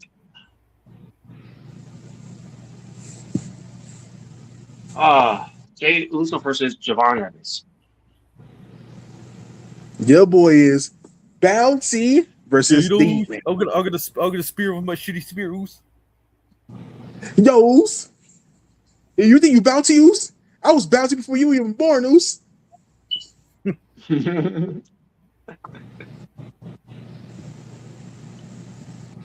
Day one is. God dang it. Yeah. Yeah, it's official. Jey Uso's the Roman Reigns of the 2015 Roman Reigns. I ain't gonna say that. No, I ain't going that far. Yeah, I ain't gonna go that far. I ain't go that far. All right, so you said we're gonna do some hot topics. But yeah, well, since you brought up Jey Uso, we'll get to that eventually. But, even though I know you hate him. Doesn't mean I hate him, but I'm just like, why are we still trying with Jey Uso? Because isn't it very clear? Isn't it very clear that he's a failure project of being the main event? No, it's not Oos. I'm the Yeet Man, Oos. Everybody loves me, Oos.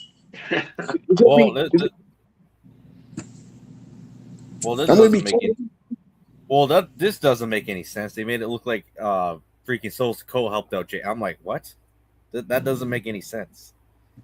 Maybe Solo's going to the census. Exactly. You're like, what are they doing now with this shit? Yeah, I gotta see how the show was looking into it. But also, I'm confused. Is Jay supposed to be a heel or just supposed to be babyface because he was eating on Raw? I'm like, I thought you were supposed to be a heel. But you're well, I mean, he was doing that on Raw too, bro. He was doing that on Raw, like, so. I mean, they were. I think they were in Italy, right? On Raw. Paris. Yeah, Paris. So, and they were kind of not pro Jey Uso, but they were cheering for Jey Uso. So that's kind of why he did it. Yeah. Yeah. Yeah, I know. Rob I feel like Robert's gonna be pissed if Jey Uso wins against Javon Evans. Of course, he's gonna win against Javon Evans. Now here's the thing: is he going to beat him with the shitty spear or the Uso splash? The Uso splash. He's probably going to splash to tell him, "Yeah, I'm the real bouncy Oos. I'm showing you what bouncy is all about, Oos." Oh no, he should beat him with the shitty sleeper hold he does. Oh no! Oh boy! Oh my god! What's the other first round? What's the other first round? Dominic and Oba. Yeah, Dominic and Oba. Yeah, that's the match. Yeah, I wonder. You know what? Think about this, Robert. If they do Jey Uso and Oba Femi, would the match just please squash, just like Brock Lesnar and Ricochet for Crown Jewel? I'll see it happening because because obviously Ricochet shit. It really amounts to anything. Yeah, and still doesn't. No, I'm just saying. Can you just imagine that they just have almost complete squash Jay? I think you would love it then. I mean, that'd be great, but if ain't, they'll probably give Uso a chance, but he's not gonna But no, that again, they'll see Jey Uso being being squashed like that. Yeah, they're not gonna do that. Like I said, they'll probably give him some. Maybe it was Jimmy. Unfortunately, maybe it was Jimmy. They probably would do that. Hell, even I would even say with Dominic, because Dominic went to with Gunther, and Gunther didn't squash him. Dominic held his own against Gunther. Yeah, he did. Yeah. Wow, was complete lazy booking Triple H doing one fatal 4-way matches in the King of the Ring. Yeah, I like fatal 4-ways.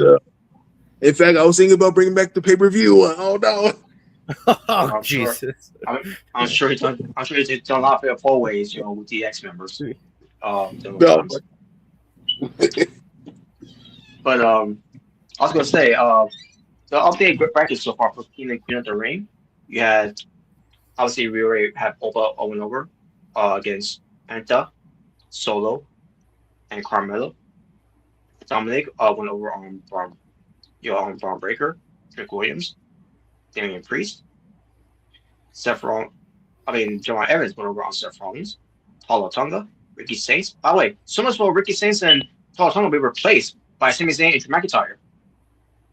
Yeah, we were all reported that. Much. Wow, Ricky Saints actually got a reaction in Paris for once. Who did? Ricky Saints. He actually got a reaction in Paris. Yeah.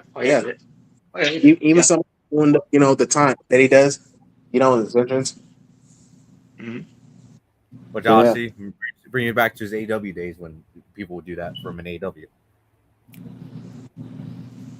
Yeah, pretty much, yeah. Mm-hmm.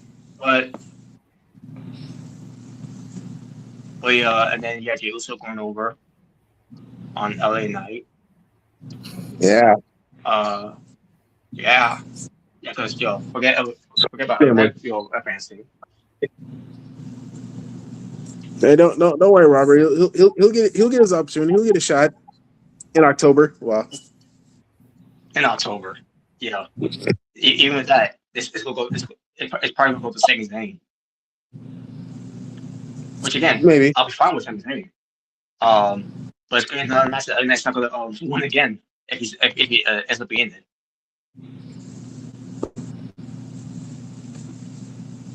But anyways, and now the updated bracket so far, what comes to the semifinals is Oba Femi versus Dominic Mysterio, and then you got Javon Evans versus Jey Uso, and whoever wins out of those semifinals will feature at Night Champions in Saudi Arabia on June 27th to 26th. Yep. And then on the women's side, the Queen of the Ring brackets, then Morgan went over on Becky Lynch, Alexa Bliss, and Chelsea Green. And remind people, Liv Morgan is the Women's World Champion. And she's in the tournament. Because she wants it all. Must have been listening to much Queen song. I want it all. I want it all.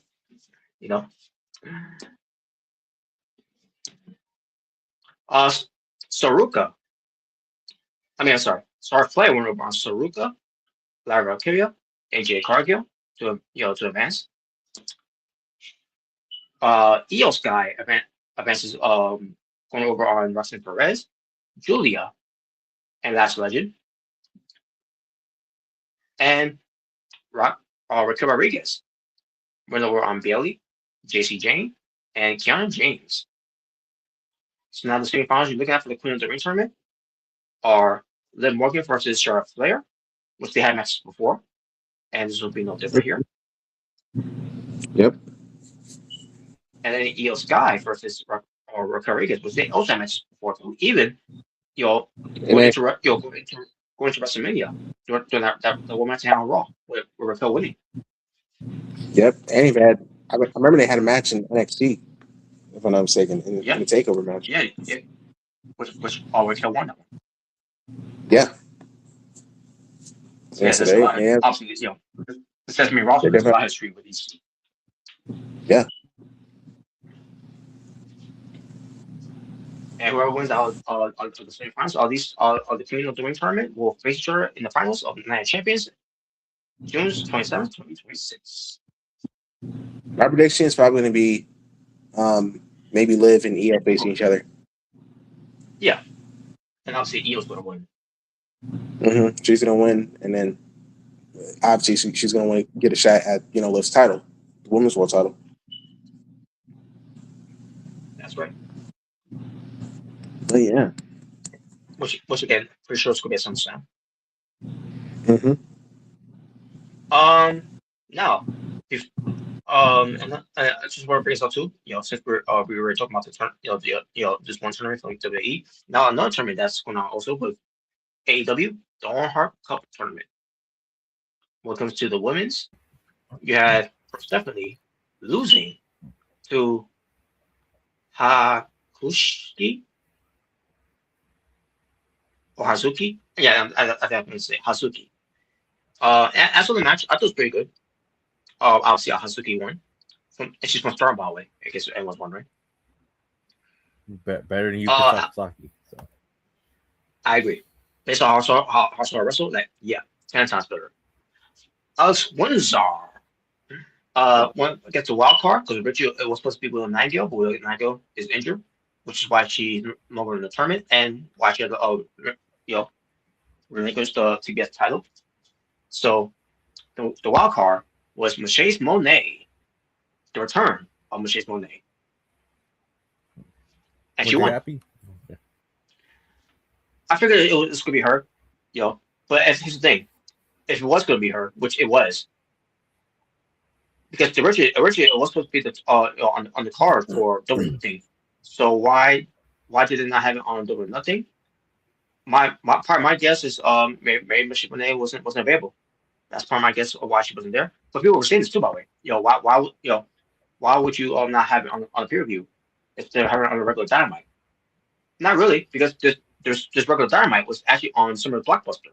That should be her return, I think it was, if I recall. Yep. But nevertheless, actually no, it wasn't. It was a regular Dynamite show. It was a regular Dynamite show. Because the other match that happened on Summer Blockbuster, which I'll get to momentarily, happened on there. But Michelle Monet was wild card and she won. She advances. Basically, she's in the tournament to protect her title. So. That's not really an actual title. Even that's not national. Yeah. But that's the story they're going with for that. So Mina Shirakawa versus Athena happened, which we already talked about that already on Double Nothing, which Athena won. That was a good match. Sky Blue went up against Maya World. Originally, it was supposed to be Shuri, but Shuri obviously she couldn't get healthy because of her neck. So, the replacement was Maya World. And I think it was a good thing they did for Maya World here because she was going through I guess with her family over the weekend, I think it was, of her brother, who unfortunately passed away from some kind of car crash that happened. I don't remember what was the reason of the car crash, whatever. But either way, my work got into wrestling because of her brother, and she was fortunate to be in this tournament, and she won. Doesn't mean she's going to win the tournament, but she won, and now she's going to go up against which his updated bracket for the Owen Hart tournament for the women's. You got Hazuki versus Mrricanjay Monet, which they were able to throw out these two in the semifinals. Which again, when it comes to the tournament of the Owen Hart tournament, I don't mind a story being in the tournament, but you gotta it's gotta be happen when you're going in to either the semifinals or into the finals. You can't just do it in the in the first round of the tournament. That's basically my issue with why most likely from the men's side than the women's side. But yeah, I get what I'm saying with that. But there's a story here between Mrs. Monet and Hazuki, especially happened on Collision when Mrs. Monet went after Stephanie and Hazuki. So now the story's going to blend into the semifinals here between these two. Another story here though, Athena and My World, not just because of the match from Supercar of Honor, looking into that Survival of the Fittest, but also that's one thing. The one thing I forgot to mention too when we talk about that show, My World. I think she was trained by Athena. So basically, it's a whole student versus teacher dynamic we're having here. Not just because we're having from Supercar of Honor because they were the front two of it, but they're having that again this time in the tournament here. Which again, My World was put into the tournament because of recent events that happened. And on top of that, Saray was hurt. So the second replacement was My World. So basically AW wanted to give her time off because of what happened with her brother, but she's like she don't want to take time off. She's in wrestling because of her brother, so she wants to honor her brother, and that's exactly what happened. Why she was still here doing this stuff, that. So but either way, rest in peace to her brother, who unfortunately passed away. Yeah, that's the last thing you wanted to hear from someone in the wrestling business that was a family member, and we have had a lot of that as of late. So that's the update of the tournament for the women's. For the men's, you got Will Ospreay, who won over Samoa Joe back at nothing. Mark Davis won over on Jungle Boring. You got Swerve Strickland, who won over on Bandito on Double or Nothing. Yeah, Brody King, excuse me, who won over on Claudio Castagnoli. And the story with Ospreay and Mark Davis, by the way. Same thing with Raquel Rodriguez and Io Sky. Raquel beat Io Sky back on that Raw show before going to WrestleMania. And here you have Mark Davis, who also beat Will Ospreay before going into in this tournament here. And here they are having this match here. And I thought it was the best match they did with the shenanigans they did with the Don Callis family and the Death Riders get involved. I thought this was whoever booked it, whoever produced it, did a great job with this. Despite Will Ospreay kicking out of a deadly power driver that Mark Davis did to him, because for someone who's got a bad neck. But I guess that training from Moxley and the Death Riders was paying off, I guess. Yeah, sounds good. Yeah. But in the end, it was Will Ospreay getting a win. Basically, getting his win back on Mark Davis. And this for Strickland. Yep. And it's for Strickland with Spurrier, who were Brody King after being on his tag team partner. Obviously, they had match back in Dynasty. Yeah, most dangerous. And Swerve Strickland won. So yes, and now we got another story here going into the finals here. Well, Ospreay and Swerve Strickland, they wrestled before. Swerve Strickland at the time was the world champion. Ospreay didn't get the job done at the time. So now it's it's an opportunity here to see where Ospreay can beat Swerve Strickland, because whoever wins this one at Forbidden Door will be going after the world champion at All In. Yep. So will it be most dangerous or will it be elevated going into All In? Yep. So, a lot of history. Indeed, a lot of history. And there was your updates for the tournaments that happened for WWE and for AEW. Mhm. Now, before we get to some fun topics, there was one thing I want to bring up before I'll make a blow up the whole thing with Jey Uso, and that is Ric Flair.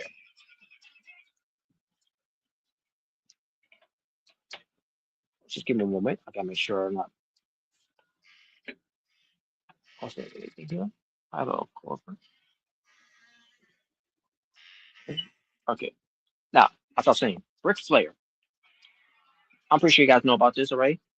Because of Ric Flair, of who he was planning on suing someone from using the Flair name because he owns the name of Flair,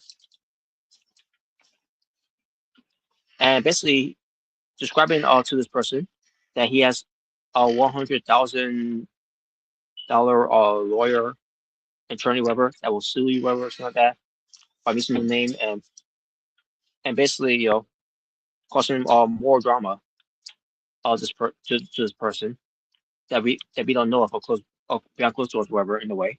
And he's decided to grieve all that you know personal issues. And of all people he's suing, or he planned on suing, I should was wisely planning on suing is his own son, David Flair. Now there's some there some things what is he suing him for? What comes to using the name Flair? Because David Flair, since I guess it was like 2014 or 2015, he got this thing called Green Flair, which is some recycling company that he's doing, and not just him, but his wife as well. And apparently, Ric Flair is upset with this, with David Flair, and especially when he's saying his wife is controlling his life and everything, because they don't want anything to do with Ric Flair. I mean, can you blame them? After recent years of Ric Flair embarrassing himself on Twitter, in public places that he goes to. I mean, you may have one point Charlotte Flair, try to distance herself away from him, for embarrassing her, for saying this and that when it comes to her push rubber or something like that, in a way, or not pushing her hard enough in a way. But so basically, Ric Flair, was added again with tweeting and then deleting. Now, even though there's that the deleting thing is not doing good because it's this thing called once you post it on the internet, people always find a ways to resurface that that with screenshots. So you think he would know better by not tweeting anything at all because of that. But this is Ric Flair we're talking about here. He's looking for attention as always again. And this is going to be like the only type of the last only attention that we'll ever get Ric Flair ever again after this, because this is getting far ridiculous. How many times we're going to keep hearing months after months, or weeks after weeks, hell, even years after years of Ric Flair of putting his name out there, no matter how bad it is, that people are just going to keep getting attention of him for all the wrong reasons. Yeah. So when it came to David Flair, his son, basically, tweet, I think he may have tweeted again and maybe deleted again. I don't know if he did or not, but it's hard to keep up with these things. But basically, said that he doesn't really plan on suing his son. But I'm like, but the tweet that you did beforehand said you think about having your attorneys involved because he's using the name Flair, and then he was saying something about instead of using your real name, Flair, which is has no name value anyways. And I'm like, but that's your name too. Your shoot name. Yeah. What is wrong? What is wrong with him? You gotta lay off the bubbly or something. So basically, he's saying that again. All his lawyers involved wherever. Even though he, from his last tweets, he said he would. But then he said something about and because he's said something about their fair sold one of his robe, and trying to sell any robes that he gave to him or something like that.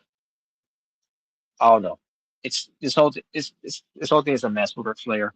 And to be honest with you, I'm like I said, I'm bringing this up just for the last time because I'm sick of hearing another Flair story. So it's probably the last time I'll bring up anything about Ric Flair ever again. But because he's becoming an embarrassment. And again, when we do these fun topics, when it comes to racing, from history, there's a reason why I chose Ric Flair. When we did that fun topic before, which was months ago, why I chose Ric Flair because of shit like this.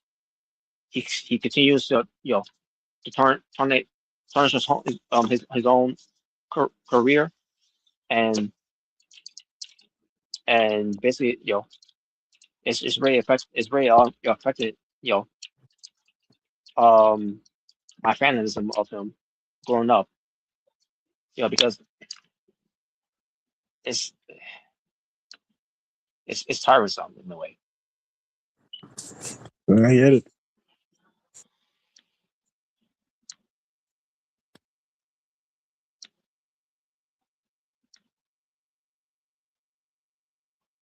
So that being said, let's get to some fun topics here, folks. All right. Now there's only fun topics from me and JKP. Omega has not sent me any fun topics, but I know Omega is still there, but if he is, we're giving start some fun topics right now. Now I gotta say this too, by the way, because I'm getting all set right now. I did watch the match on NXT with Mason Rook versus Naraku, the former Eagle. So I watched the match. Naraku was not impressive as usual. Other than him doing the Doctor's Fall move that he did, which I still understand why that's not a finisher. Instead of everything's evil.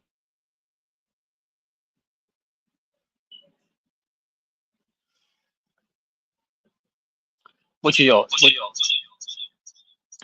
sorry about that. Which is the FTO, but instead of everything's evil is entering the abyss.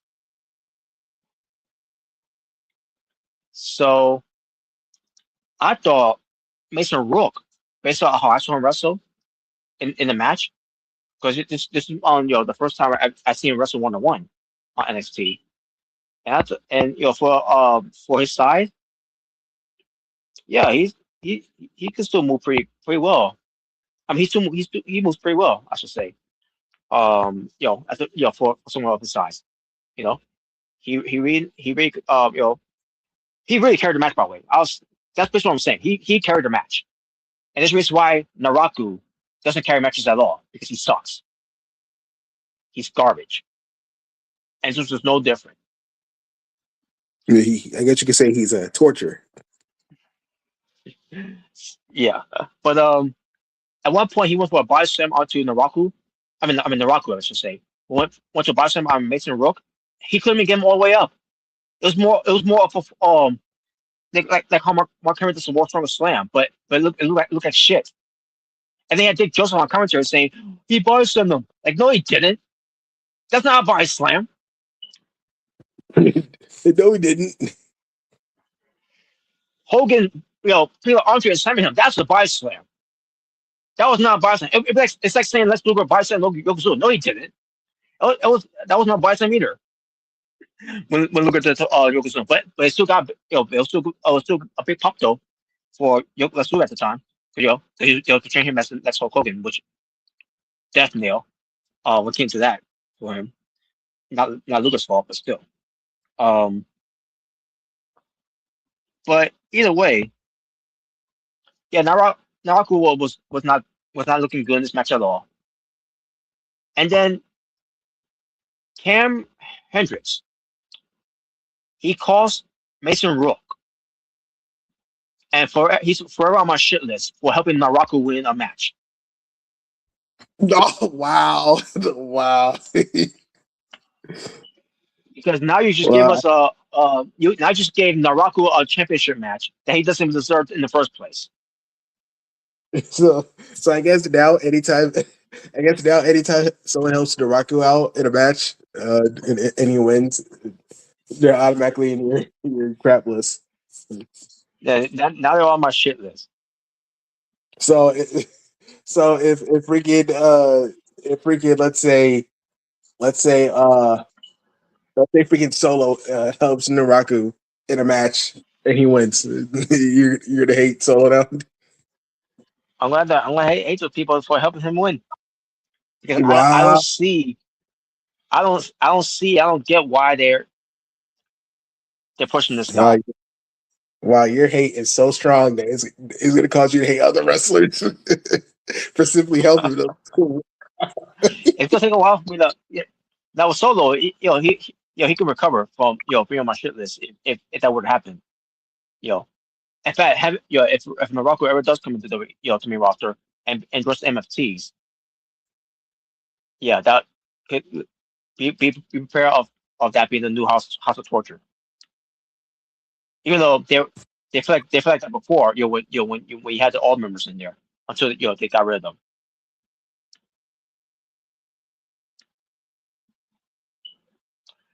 And Bobby, gotta give me a minute here because for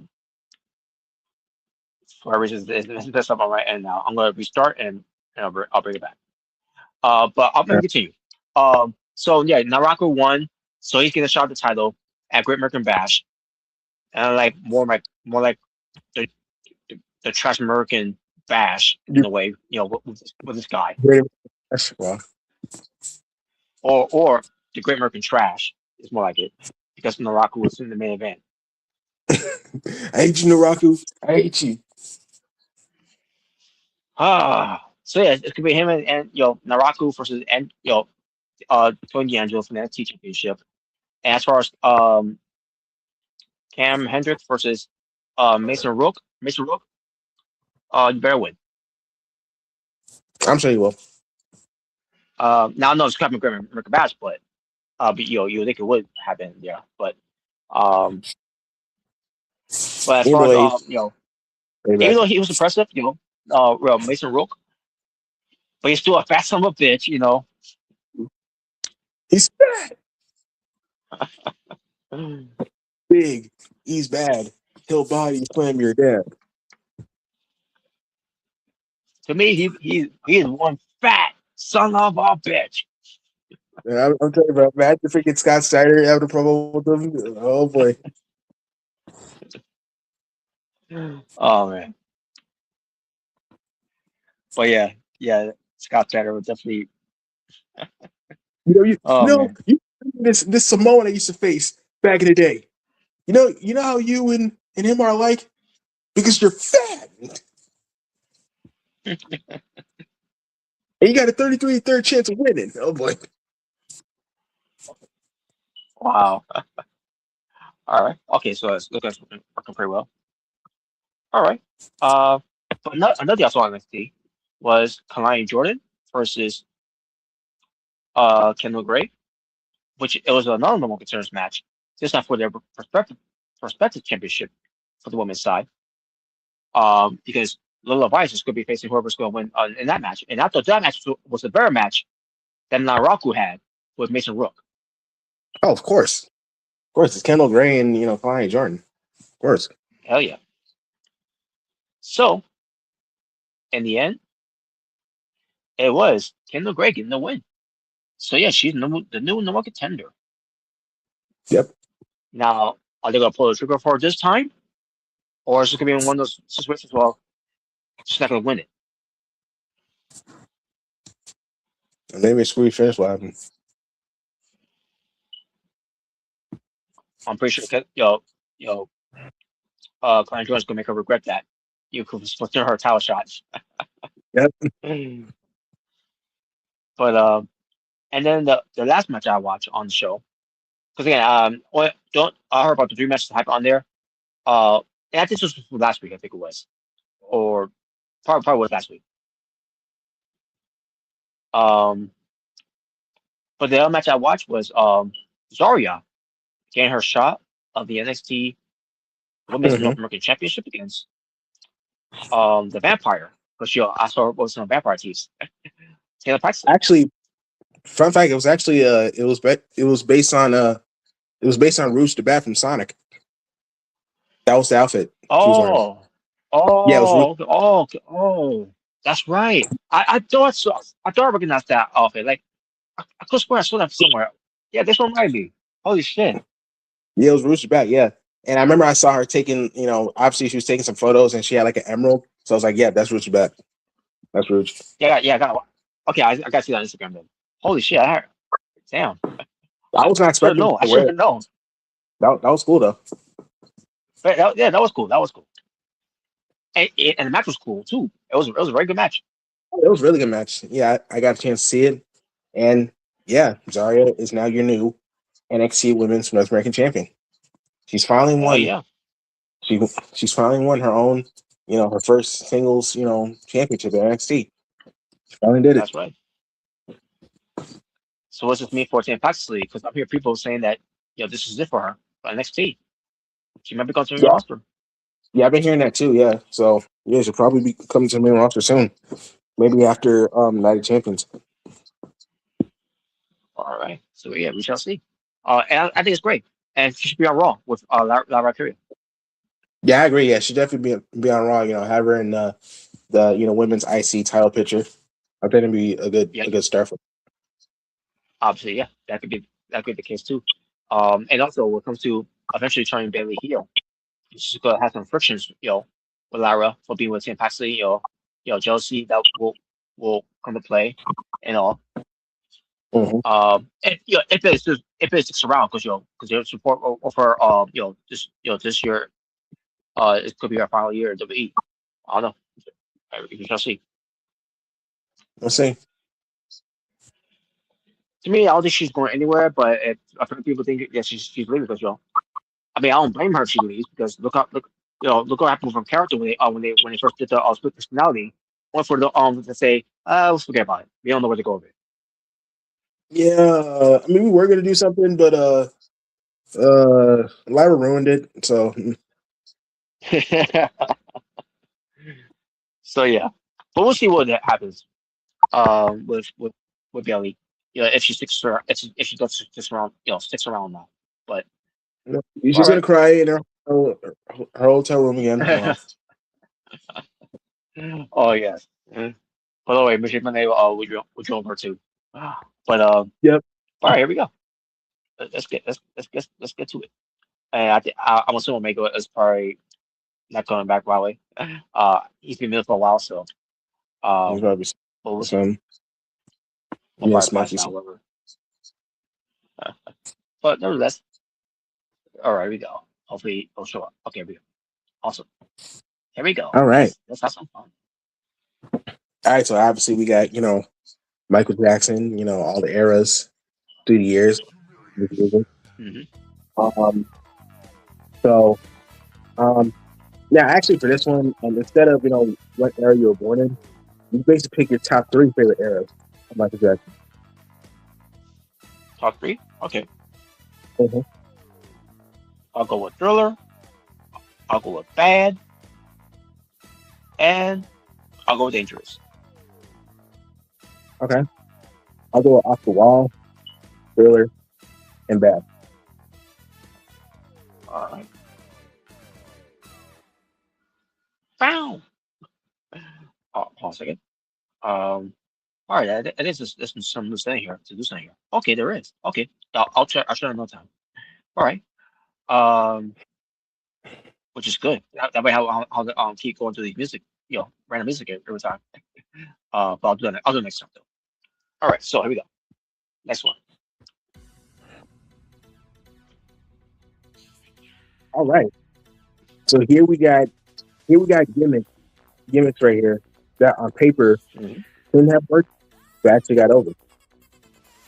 So basically for this one, you pick your top 4 gimmicks that had the most success. Gimmicks that wouldn't work but actually did work. All right.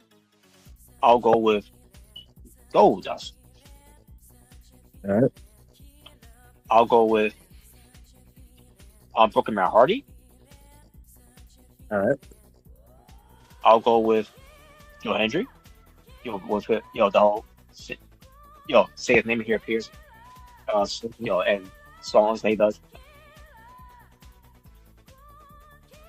And I'll go with Grinding Mrricanjay. All right. Namely because Triple A did it, not WWE. Yeah. Well, I mean, they definitely got over in WWE. Both of them. So yeah, definitely. Sounds great. So Kurt Winston, he definitely got mega over in Triple A. It's no fun intended. All right, so for me, yeah. For me, I'll go with Hurricane. I'll go with Justin's word life gimmick.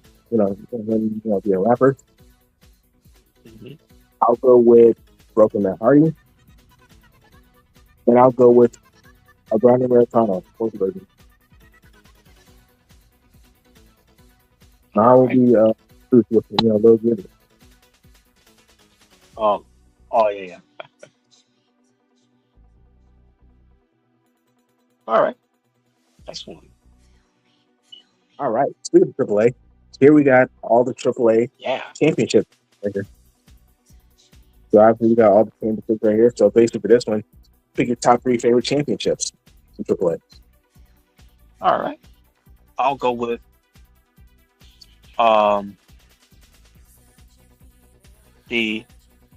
let's see.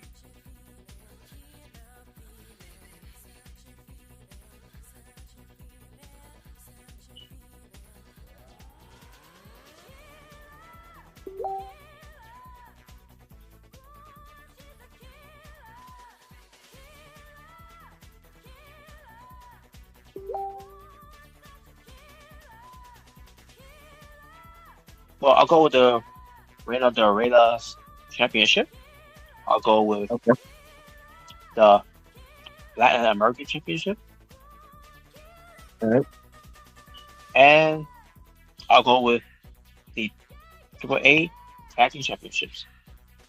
My honorable will be the World Cruiserweight Championship. All right. For me, I'll go for AAA Mega Championship. I'll go for AAA Latin American Championship. And I'll go for AAA World Cruiserweight Championship. All right. Either way, these belts look these looks are very, very good either way. So yeah. By the way, we defended his championship in a match with between Oscar. He defended the AAA Cruiserweight Championship on SmackDown. Oh really? Okay. I'm not gonna lie. Seeing some of the stuff I saw on SmackDown, like some of the clips, I'm not gonna lie. SmackDown actually was pretty good. It's pretty decent. All right. And also they're going to be moving to 2 hours later this month. So and hopefully that helps. So yeah. Hope they keep the streak going because it was a pretty good show tonight. All right. Well, then again, when you hear about Jey Uso winning, and from me, Jay was yeah, that ruined it. They killed the show. Oh man. Well, all right. But anyways, the next one.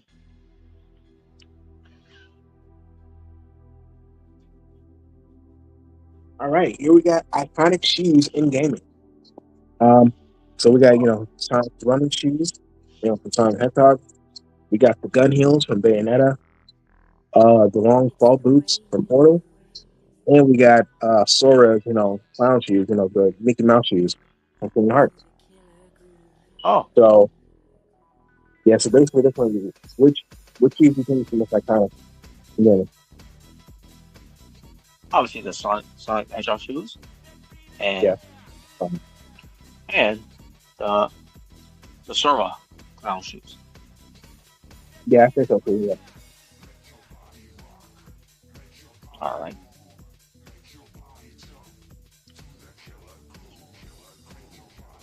All right, here we got FTR, aka the Revival. Yeah. So Yeah. I played all the championships hotels, from WWE and AEW. So basically this when you pick your top three favorite tag team championships that they held. Like they accomplishment. All right. Top three will be the AEW World Tag Team Championships. Okay. The IWGP Tag Team Championships. Okay. And the AAA Tag Team Championships. All right. All right, I'll go with the NXT Tag Team Championships. I'll go with the AAA Tag Team Championships, and I'll go with the IWGP Tag Team Championships. Sweet. All right, for me, I'll get NXT Tag Team titles, AEW World Tag Team titles, and the AAA World Tag Team titles. AAA. It'd be something that if you got to the CM, oh, the championships too. Yep. Okay. All right, so let's go back to Omega. I'm gonna go back to the previous ones that you missed. All right. Yeah, so here we got iconic shoes in gaming right here. We got Sonic, Bayonetta, long fall boots from Portal, and we got Silver's clown shoes. So basically, I'll go with Sword shoes and Sonic. Okay. All right, nice one. Here we got all the AAAs, championships right here. You pick your top three favorites. I'll go with the tag team titles. I'll go with the AAA Mega Championship, and then I'll go with the Reyes del Reyes Women's Championship. All right. Hell yeah. Here we got gimmicks that on paper shouldn't have worked, but actually got over. So for this one, here, the top four of favorite favorites. Guess I'll go Goldust, the Hurricane, R-Truth, and I'll go Broken Man Hardy. All right. All right, here we got eras of Michael Jackson. For this one, pick the top three eras of Michael Jackson. I guess I'll go Thriller, Bad, and I'll go with Dangerous. Yo, check this out. All right, cool. That's it. Saves mine. All right, now we can continue. Oh, fuck you. Yep. Here we got Chris Jericho. So obviously we got names and his nicknames for the year. So for ring names, it's the top two favorite, and nicknames it's for three favorites. All right, rename Chris Jericho Lionheart, and then comes to nicknames, I'll go with Y2J. I'll go with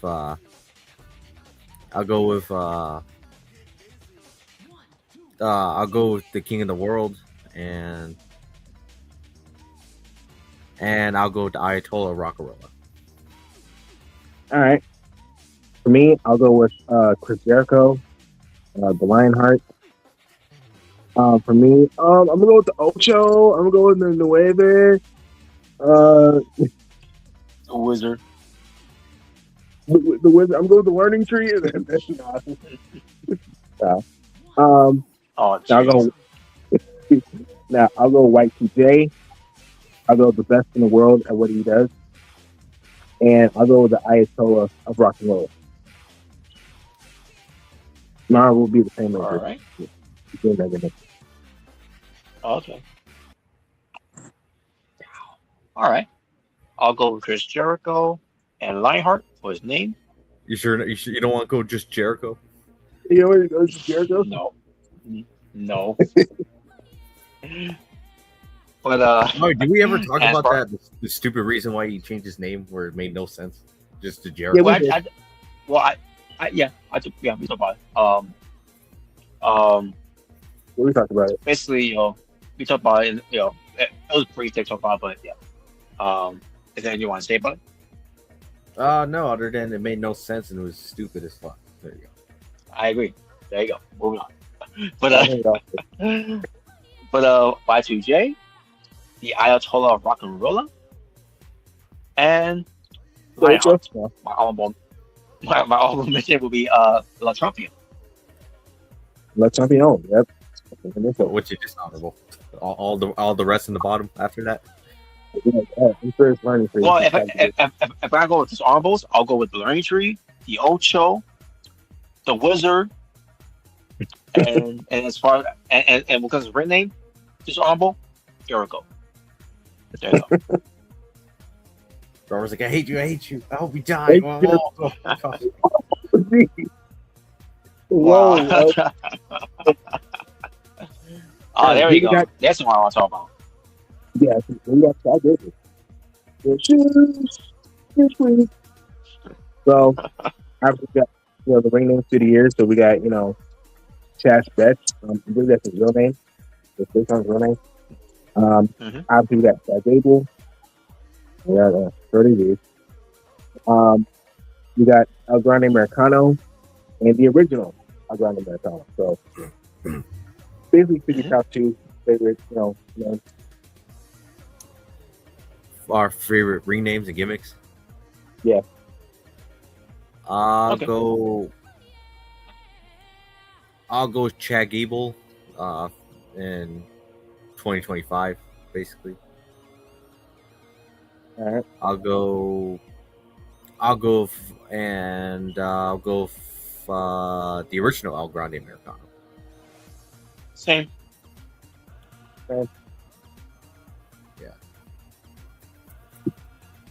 By the way, I'm glad they gave him back his old theme song of the American Alpha. I was surprised. Yeah, they gave him the American Alpha. So it's like, oh wow! I was surprised because I haven't heard that for a long time. Yeah, I've heard that in a while. Yeah, man. If only Jason Jordan could wrestle again, he could have done Creed Brothers versus American Alpha. Yeah, that was in the dream match, bro. American Alpha versus Creed Brothers. Oh man, that sounds like a takeover match. Yeah. Hell yeah. Yeah, I'm sure Jason Jordan is probably happy when he goes out. Yeah.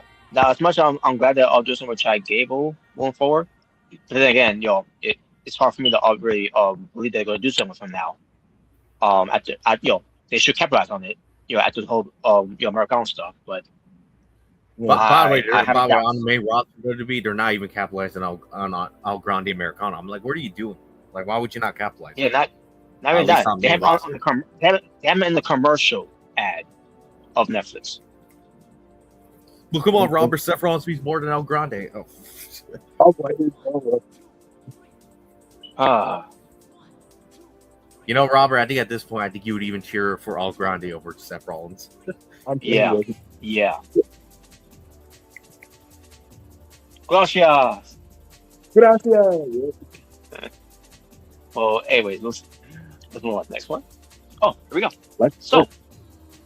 Alexa Bliss, from her debut to her return. for over the years, that of evolution. So pick your top 5. Okay. All right, I'll go Little Miss Bliss. I'll go Harley Quinn. I'll go Tag Team Champion. I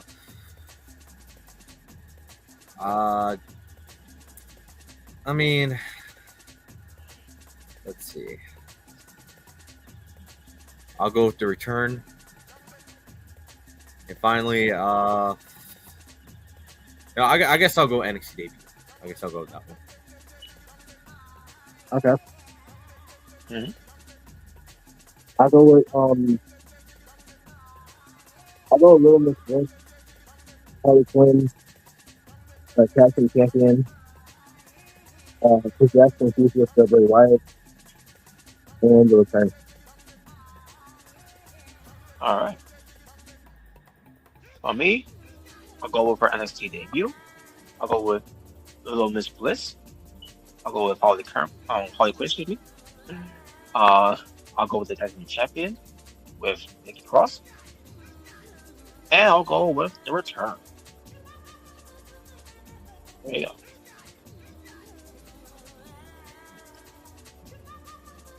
All right, guys. So, guess the wrestler who was WCW World Television Champion and then became a 2-time WCW United States Champion, followed by being a 2-time World Heavyweight Champion. Well, don't say World Heavyweight Champion. Followed by being a 2-time WCW World Tag Team Champion. Then going back to being a WCW World Champion of his third reign. Then going for 2 more, making a 4-time Tag Team Champion in WCW, and then becoming a 1-time WWF World Tag Team Champion, and then finally by being the 1-time WWE or WWE European Champion, even though he was WF before it became the WWE, but still. But the point is, who was champion? I mean, who? Yeah, that's wrestler. Yo, it's me. It's DDP. Yep. Bang! Diamond Dallas Page. There you go. Del I fuck. There you go. Excellent. The moment I started the WCW belt and the European belt, I'm hit it. Mm-hmm. Oh yeah, I wonder who this is. Now guess Yeah. this. Now guess the wrestler here, being a 2-time WWF Intercontinental Champion, and then followed by being a 3-time WWF Champion, then being a 3-time WWF World Tag Team Champion, then becoming 5-time WWF World Champion, then becoming a 4-time WWF Tag Team Champion, then being a 6-time WWF World Champion, then being a 1-time WCW World Heavyweight Champion, then becoming a 5-time WWF World Tag Team Champion, excuse me, then becoming a 2-time WCW World Heavyweight Champion, then being the WWE Undisputed Champion, and then being the WWE Champion Sprinter version until he was still the champion, but then introduced a new belt. Relax. So guess wrestler. It's If you Rock. smell, the last one kind of gave it away. Yeah. Yeah. yeah, the spinner belt into the the first ever Big W title. Yeah. Yep, that's right. All right, there you go. Smell. It's rock. Michael Jackson. Basically, who is Michael to you? Your birth month is the answer. Ooh, okay. He's my neighbor. You're my All right. grandfather. You know what? I love this one because he's my best friend. Wow. Christian, though, that's his brother. Oh, wow. Christian Negron Jackson. Yeah, Queen McGraw Jackson. Yeah, that's right. Let's ignore August when it comes to Jordan and and Jaguar Gamer.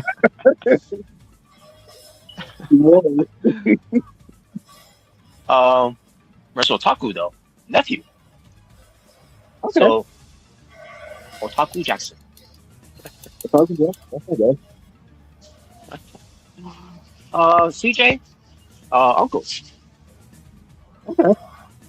Not bad. All right, yeah, not bad. There you go. And that's just it for the fun topics. But still, we're not done yet because speaking of Michael Jackson, Good. this is what it looks like. What came to if if you remember, Michael Jackson. Oh yeah, the whole Netflix thing. Yeah, yeah. Yeah. I'm surprised. I'm So surprised you didn't talk about this, earlier, a while ago. yep. So basically, what I want to say about this, I did watch the documentary last night. I didn't even watch it at all, to be honest with you. Okay. And be honest with you, nothing that documentary made me change my opinion about Michael Jackson. Now, even though he didn't do him any favors when it comes to that interview he did years ago, the whole living with Michael, Yeah.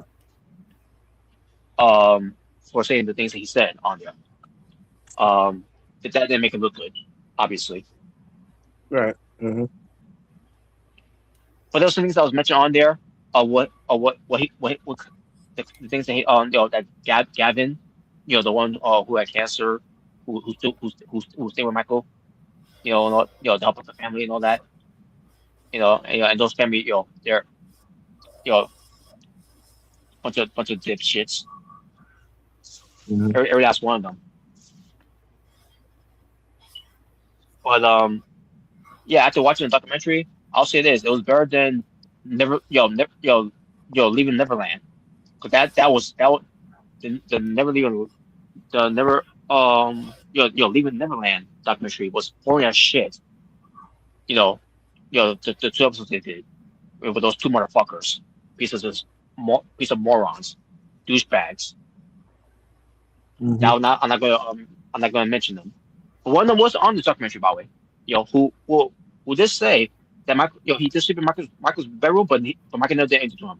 They didn't touch him or anything. Didn't touch him properly.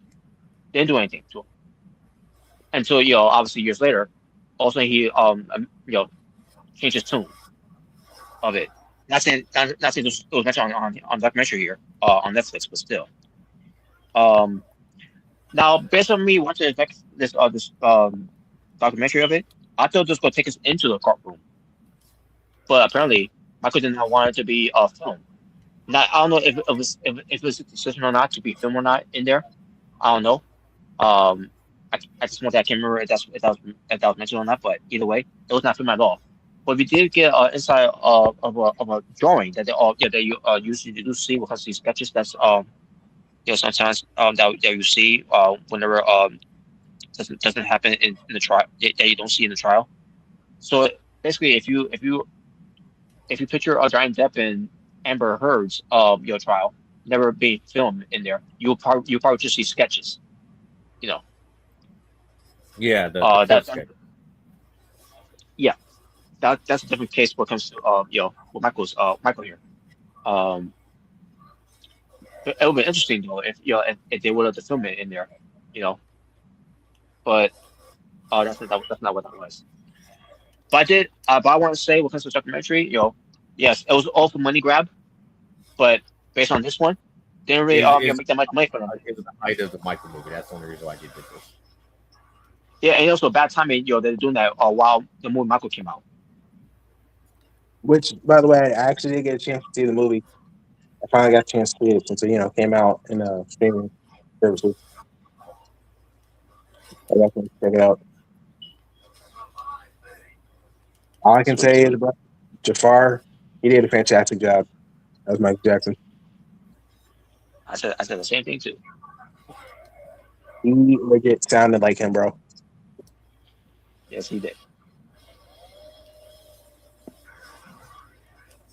So yeah, so What comes to this, it was all about money. It was all money grab for that. I don't know if it was worth it based on how this how it looked. Of what I'm showing you here. Over. But either way, um, again, I don't know what they were trying to uncover here. That's going to be any new information. I mean, there was some new information that that things I didn't know of what was mentioned here. What Michael or what Michael Jackson claimed that he was doing. Um, but then it was being taken care of by the lawyer that he hired, which he did a very good job of it. To to make logic sense out of all this, which is why the verdicts from the juries at the time, which they were all white by the way, and basically Joe Jackson was talking about this in the documentary when he was alive about the time where Michael he's been talking because he's black. I'm like, no, that's not why. I mean, they may think that because I'm pretty sure that's over the years although growing up 'cause, because they're black and all that they always could be the target either way because racism still exists still to this day you know but that's not what this was being looked at was how this was being looked at was Michael is a big star, mega star, and still to this day even when he's no longer with us. Mm-hmm. Um, and it shows too, it's all for money.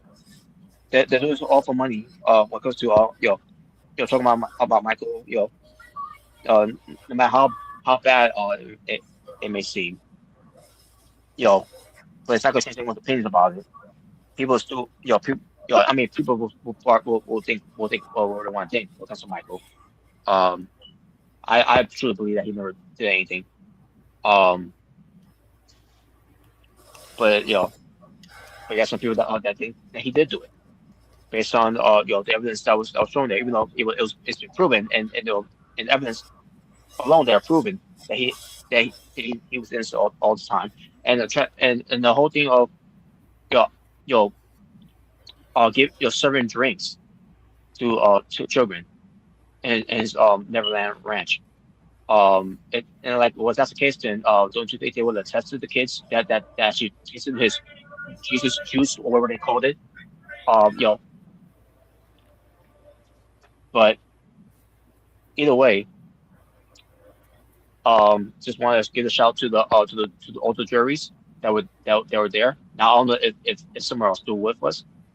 But the two that were on documentary, they were on there, and um, and I don't know. And as far as the other ones, I don't know if again I don't know if they're still with us or maybe if they are with us, they chose not to be part of the documentary. In a way, I don't blame them if they don't want to be on there or not. But either way, but a shout out to those juries for finding him not guilty, and shout out to Mike Jackson's lawyer for stick with him through thick and thin. And for everyone else that was on Michael Jackson's side, um, even Joe Jackson, even though I had some difference of Joe Jackson over the years, even with him being gone. Even Joe Jackson spoke with Michael Jackson throughout everything, despite Joe Jackson treating Michael Jackson and the rest of his sons, yo, very abusively growing up. Um, And as far as the ones that was against Michael Jackson, and believe me, those that were against him in there, his former chef, his former maid, his former whatever bodyguard, whatever, they try to slam him, yo, during that time. They can go fucking hell and go fuck themselves.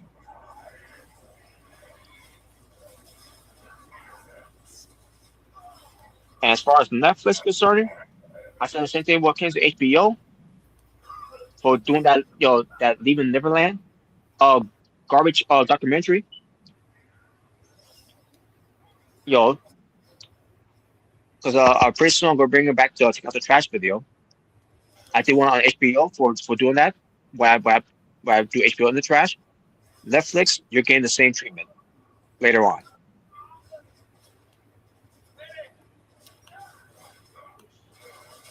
Mm-hmm.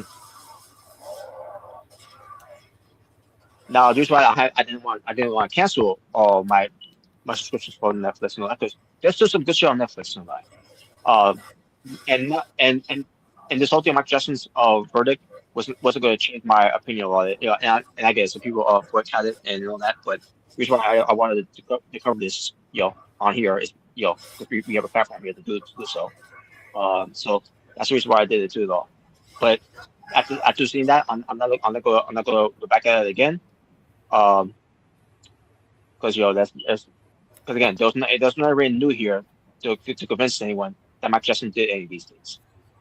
And even if he did do these things, what are you gonna do? Arrest his corpse? If that's the case, then you might as well arrest Chris Benoit's corpse too for killing Nancy and Daniel. Like, again, what the fuck they getting out of this? Money. That's why they're doing this. It's all for money grab.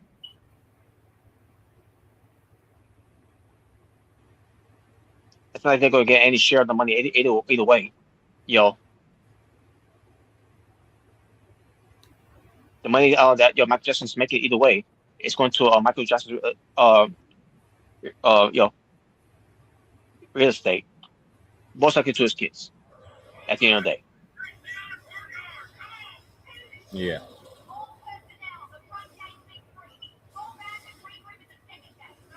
So there you go. That's all I want to talk about that.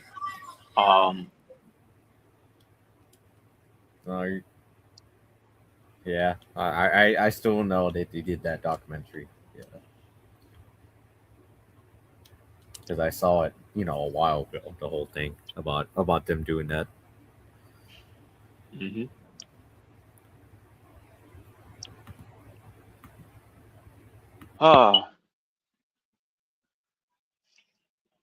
So yeah. Now I also about earlier about Ric Flair. I don't know if you heard that part of what I said. When he was trying to sue his son, David Flair, and it's a mess with Ric Flair because again he's putting himself out there again, like he hasn't got enough touch as it was, even to a point where I think there's a certain that he says something about you know being more sick than being more of a bad health than Dutch Mantel. Like it's a competition of who could have the the worst health ever.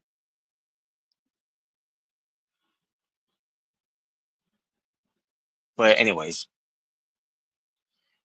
well there you go. Now I want to see if there's anything else I want to talk about here. Um, let me see. Nope, not that's pretty much it there. Um, I guess that's pretty much it. To mention anything here.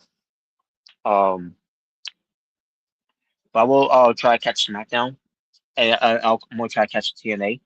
From this past Thursday. Um, but I gotta say one thing though. And I'll talk about a little more about this. From the time when we do BT as well. But Steve Macklin is gone. Steve Macklin is officially gone after his last match they had with Mike Santana. For the TNA World Championship, which was a good match. A match that we should have back at the show they were supposed to have at Sacrifice, but obviously Steve Macklin got hurt. He got concussed, so he has to come back. Just had that match, which it was advertised. But after that, he lost the match. And I knew before going into the match that he was already gone. So I watched his last match, his last program on the show, and yeah, that's it for Steve Macklin in TNA. He's gone. Where he goes next? Does he go back to WWE? Does he go to AEW? To be on Ring of Honor with his wife Deanna Purrazzo, or does he go in the Indies? Try out the Indies.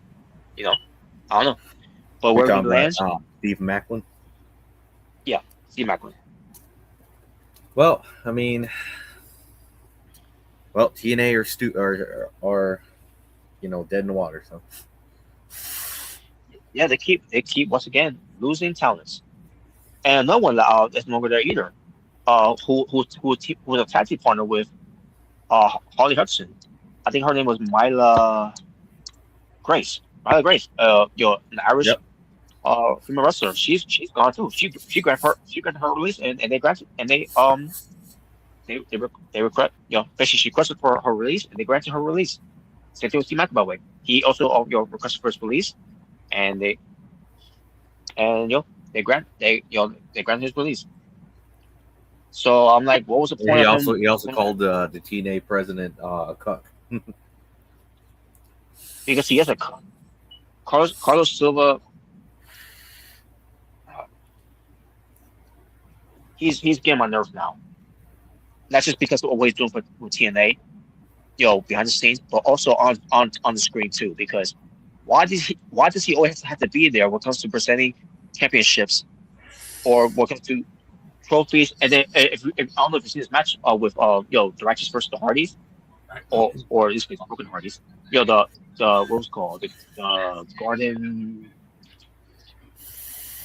something, I can't remember what we're calling it, but he presented the flower crown to Vincent at the match. Like dude, no one cares to see you presenting anyone those type of things in the ring.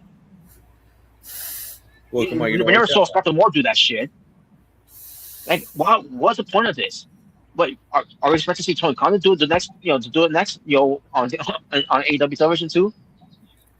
Oh God. Or maybe Triple H.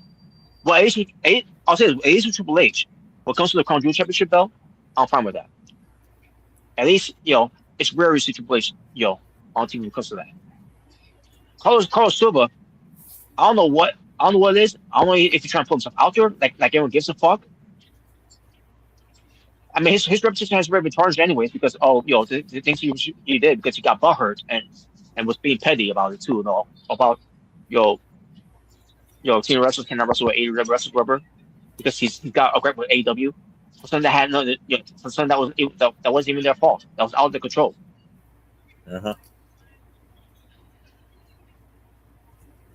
So yeah, Carlos Silver, I really don't give a shit about him.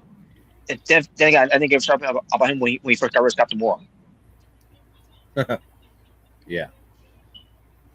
And then he got rid of Gail Kim, and obviously others are leaving too as well. So Dan Luna's gone, and eventually we're probably gonna lose Leon Slater. Yeah. I mean, which is good. It's gonna happen either way, either because I'm hearing either he goes to AEW or maybe he goes to WWE. But either way, and as far as favorite Eichner, he's not there. He's not there full time for TNA. He's gonna be there for the rest of the summer. I don't know if that means he's testing the waters to see if it goes well with TNA, and then maybe he'll sign an extended multi-year deal, whatever. I don't know if that's the case, but based on what he did on TNA, he did pretty good. Obviously, because we know how good he is. The problem is WWE never kept us on that. They bury him on SmackDown. Yeah. Just, forget what happened on him on Raw.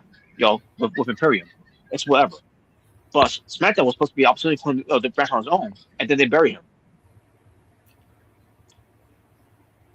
And I thought the TNA maybe will give him a victory here, which they did. But they gave him a DQ win. I'm like, wow. You couldn't give him a win over Eddie Edwards. Apparently not. Oh my God! Now, if you're wondering, now again, if this is the case of Finn Magner is just testing the waters to see how well it goes for TNA for the rest of the summer, and maybe he'll sign the deal later on. Well, based on what you did here, I won't blame it if he doesn't stick around after the summer, after we just did there. A DQ win. A DQ win over Eddie Edwards.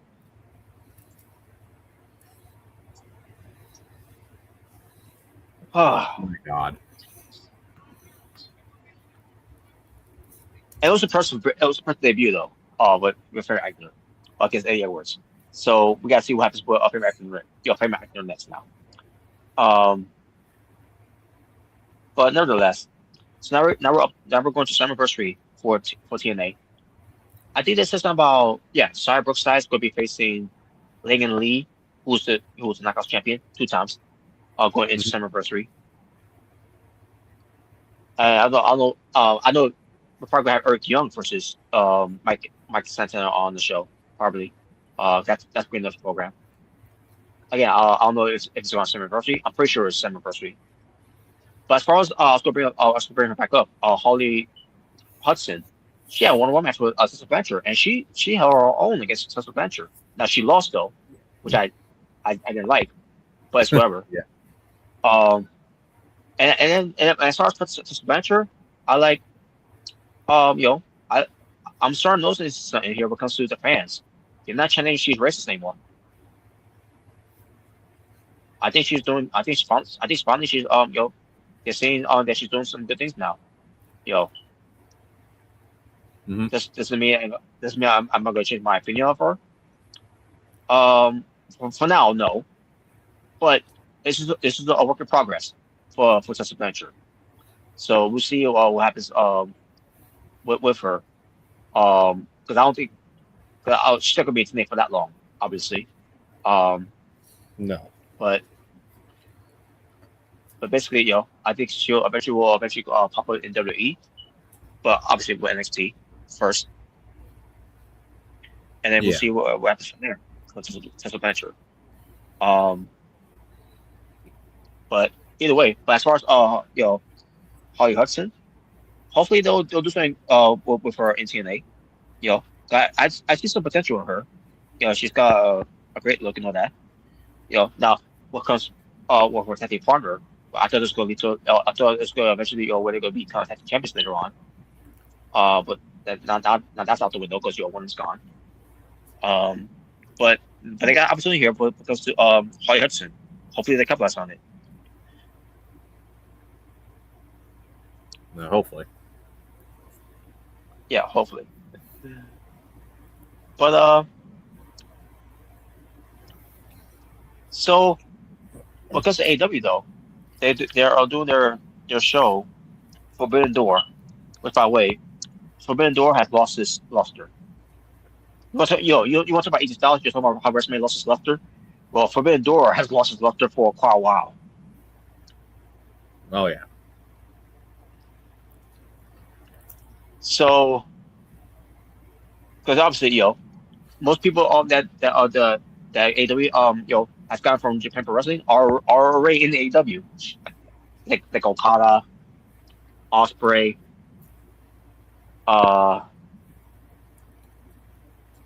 who else got put in there? Oh yeah, the dogs, Shapoopy.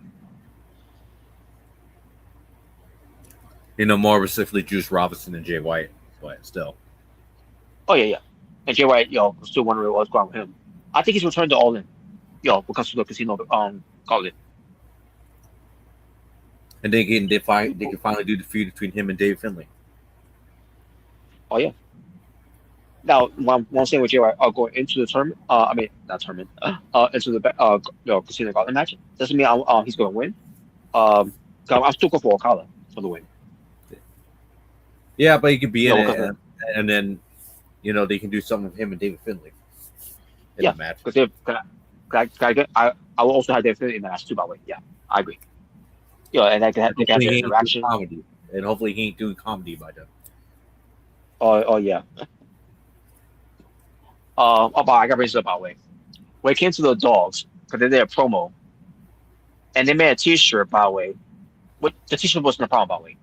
With the whole 5-second pose they did, after they beat a Pope in Cage. That could be the next program. I don't know if it could be in Forbidden Door or not, but the dogs will come that promo and everything, right?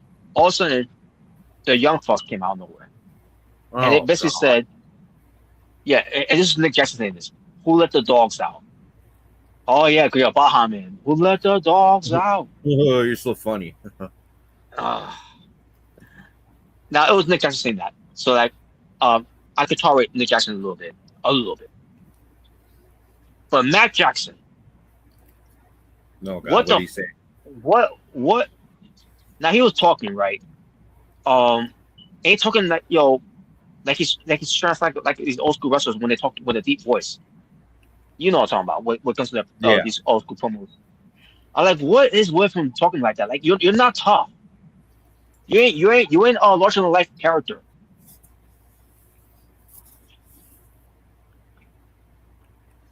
So I'm hearing him talking like that. I like he's fucking irritating me.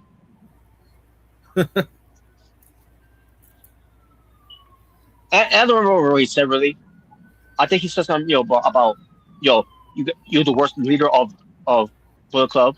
You're the worst leader of Bullet Club. This match is saying all this in the way. Like, oh yeah, cause you would have done a lot better as a leader, right? Fuck off. No, what they by Philly the way, did. it's proven time and time again with the Japanese fan. These two were never stars in Japan.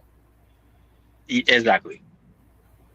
And by the way, what comes to Dave Finlay doing what he was doing with the Bullet Club, he was doing his best. The problem is it's being booked by Ghetto.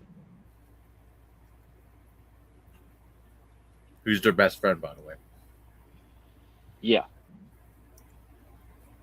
And when it came to Bullet Club, when they were trying to when they were the War Dogs, they were doing their best to make them Bullet Club be more savage. That's basically the whole point of what he was doing with Bullet Club. Getting away from the comedy stuff. That's basically what he was doing with that. Mm-hmm. Ever since Young Bucks was part of Bullet Club, they did some comedy stuff. Oh. And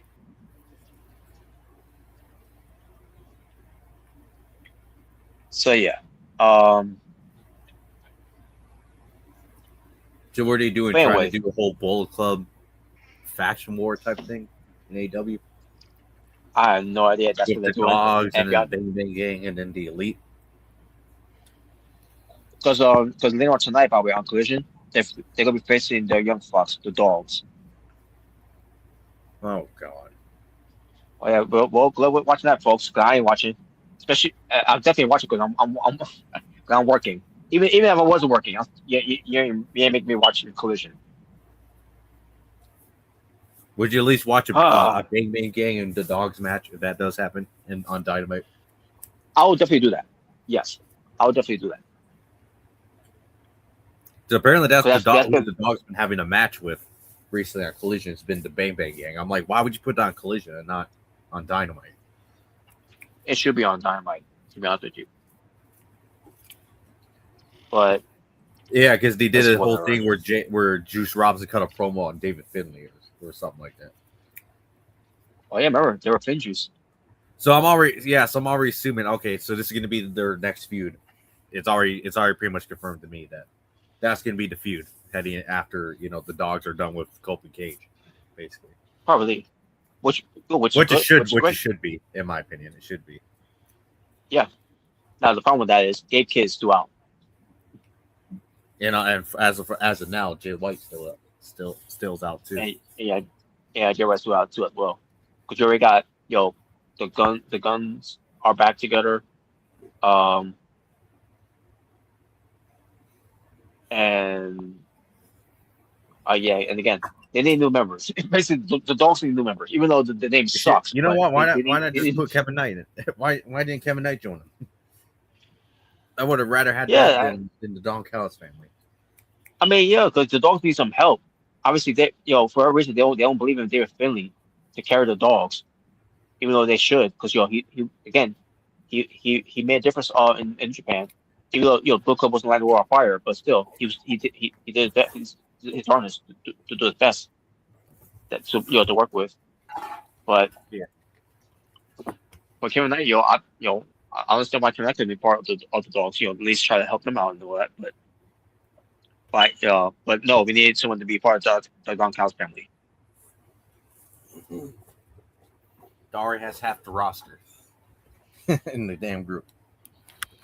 Yeah. Well, come on, Robert. You don't like the Don Callis family? Oh God. The issue with this is that you got so many members there that no one stands out. You think Rocky Romero stands out? Trent Barrella stands out? For a while, Mark Dillon didn't stand out By until he did. the way, how does Brian Cage and Jake Deering stand out from each other? Or Jake Doyle, Man. let's say Jake Doyle. Oh yeah, Jake Doyle. Cause I compare it now they're new tag team now because They look obviously when Mark, identical. That's why. yeah. So we'll see how that turns out though because of that because they try with I guess that's and kind Brian of like Cage. so they're the tag team now, even though it was supposed to be Brian Cage and Lance Archer at one point, but I guess that's now no longer a tag team anymore. Yeah. The murder machines. Like, well, hopefully this one works. This one sticks with Jake Doyle and Brian Cage. Where are you gonna call it, Cage and Doyle? Oh man, that would sound bad. But calling the team Davis and Doyle. Because obviously that ain't gonna work no more. Because Mark Davis is a singles wrestler now. Yeah, which I'm glad he's standing out. He's standing out on as a single wrestler here. Because for a while he also wasn't standing out either. The Doncast family until finally they finally this thing they came out that route. So Trumperella, no, he's never gonna get out of that. Rocky Romero definitely getting out of that, and especially El Clown. They're ready for that up already, long time ago. Come on, are you excited to see him in Hologram? They're gonna have an El Grande Americana feud. Oh no, or not. I suggest Tony Khan to not do that because if you're trying to live up with the Americano stuff from Triple A, it ain't gonna work. You can even go to CMLL to make it do something about it. It still won't work. Well, the problem is CMML was always been too serious. Like it never like. I mean, I'm not saying the El Grande was like all comedy, but it wasn't overly serious. The problem with CMML, they make every storyline overly serious down there. Yeah. That's probably why I've always been more of a fan of Triple A than CMML. Even before the W purchase. Oh yeah.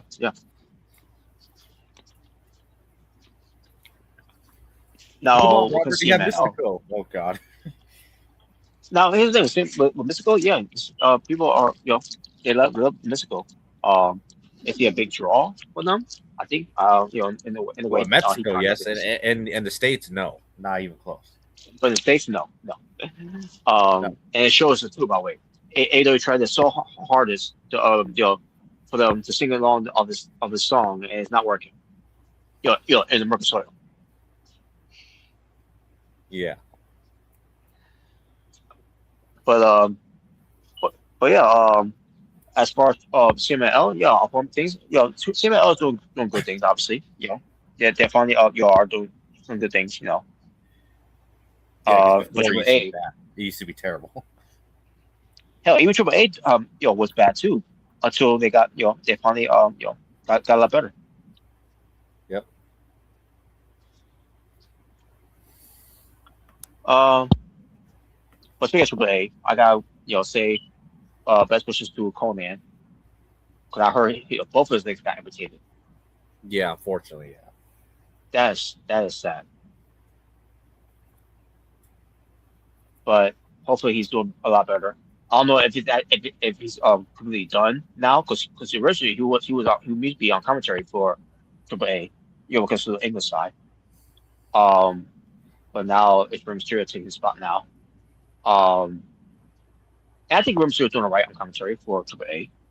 Some people are thinking, he's boring on there, like, well, he wasn't a great promo either. So cause him slack. Yeah.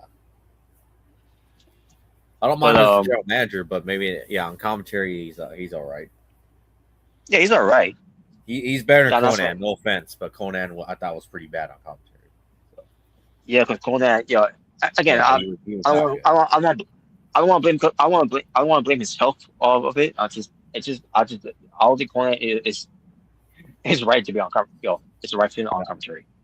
And also, I heard he had Savio Vega on commentary at one point. Oh yeah, Savio Vega. Yeah, he was pretty good on commentary. Yeah. Yeah, definitely. Yeah. But hey, here's the thing, though. On the next Triple A show, though, I mean, already get filmed. They're gonna set up Dominic and El Grande Americano soon, so for a Triple Hell yeah. Mania. For Triple Mania, that's right. And definitely that's gonna be a match to watch. So I agree. The show overall, I think it's gonna be great either way. Oh, yo, yeah, know, unlike WrestleMania, probably. yeah, Especially I WrestleMania. guarantee you, if Triple Mania ends up being a better show than WrestleMania this year, then WWE, you got a problem. You definitely got a problem. Yeah.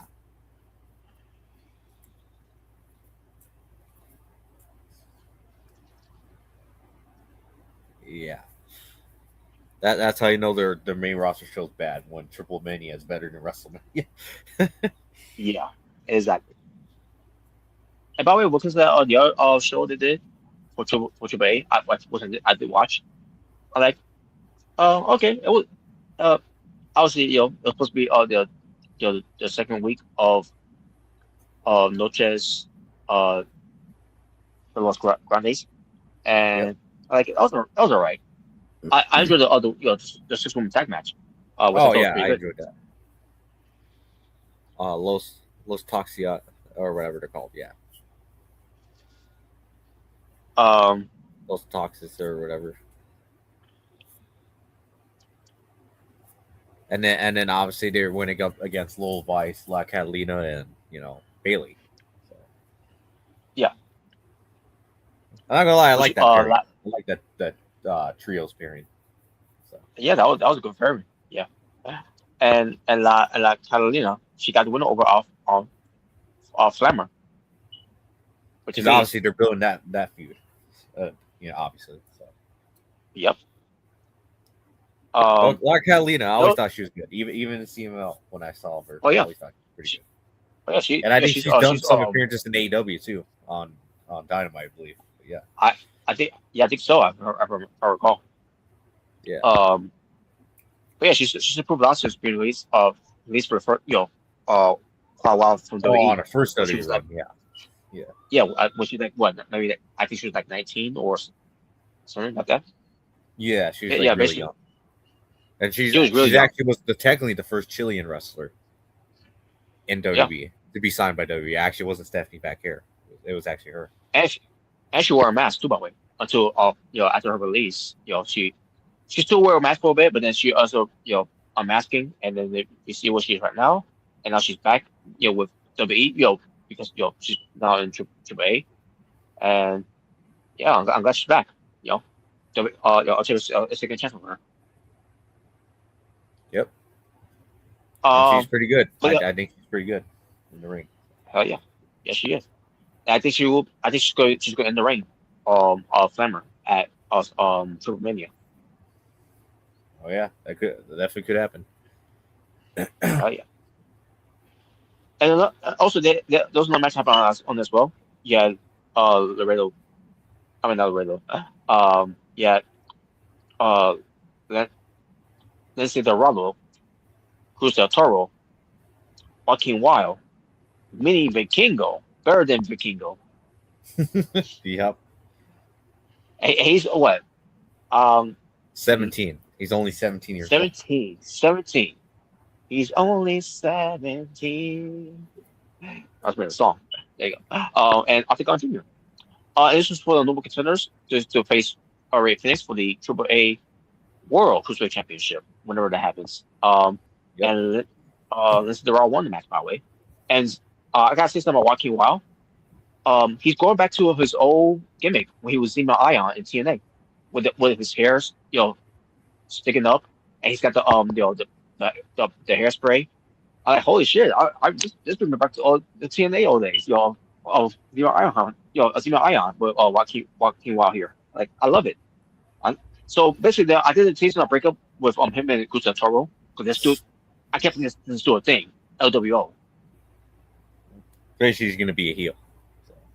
Yeah, basically he's gonna be a heel, so which is good. He played here before, with this gimmick, and he's gonna do it again this time in Triple A. So,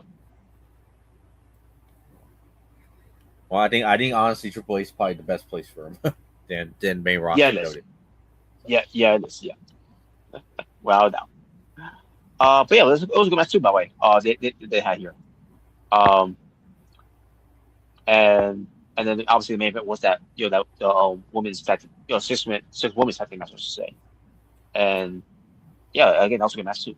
So again, Triple A, they're showcasing some good wrestling. You know, they again they've been improving over the years since since WWE has corporate them purchased them, I should say.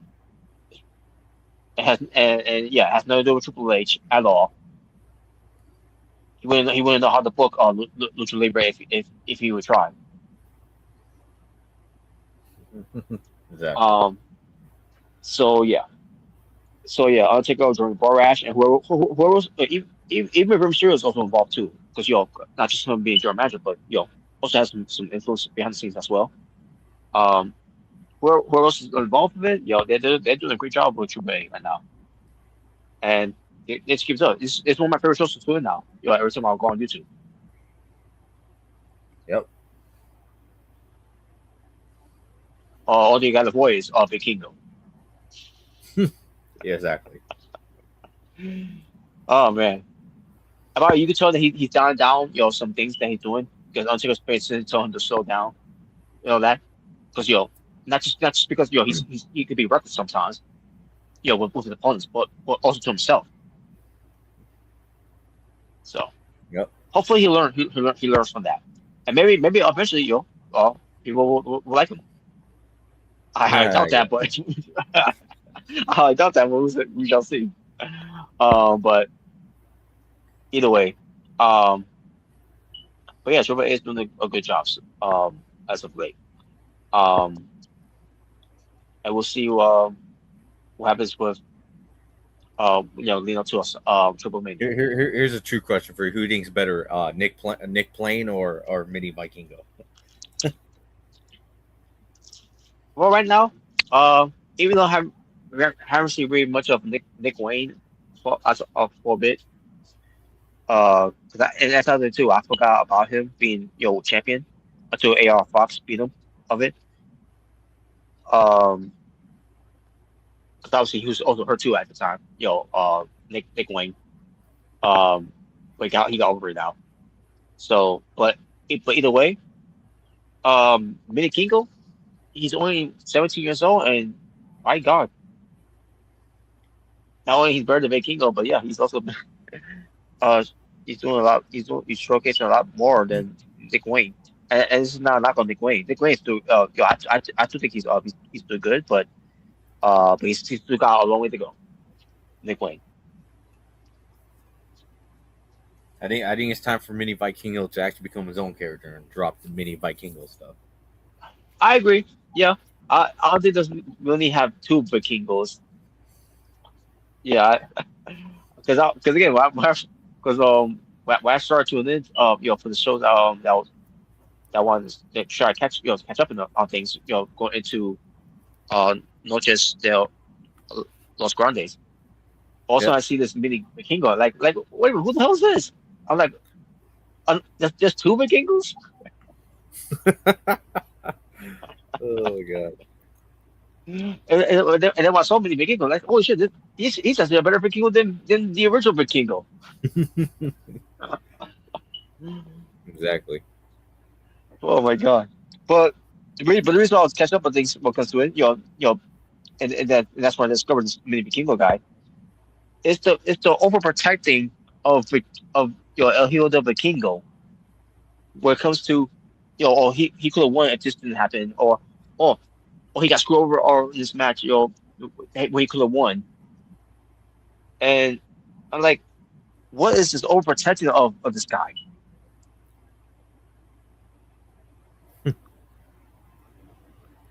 The match where he had with Dominic Mysterio with the triple, with the triple mega, the mega championship title.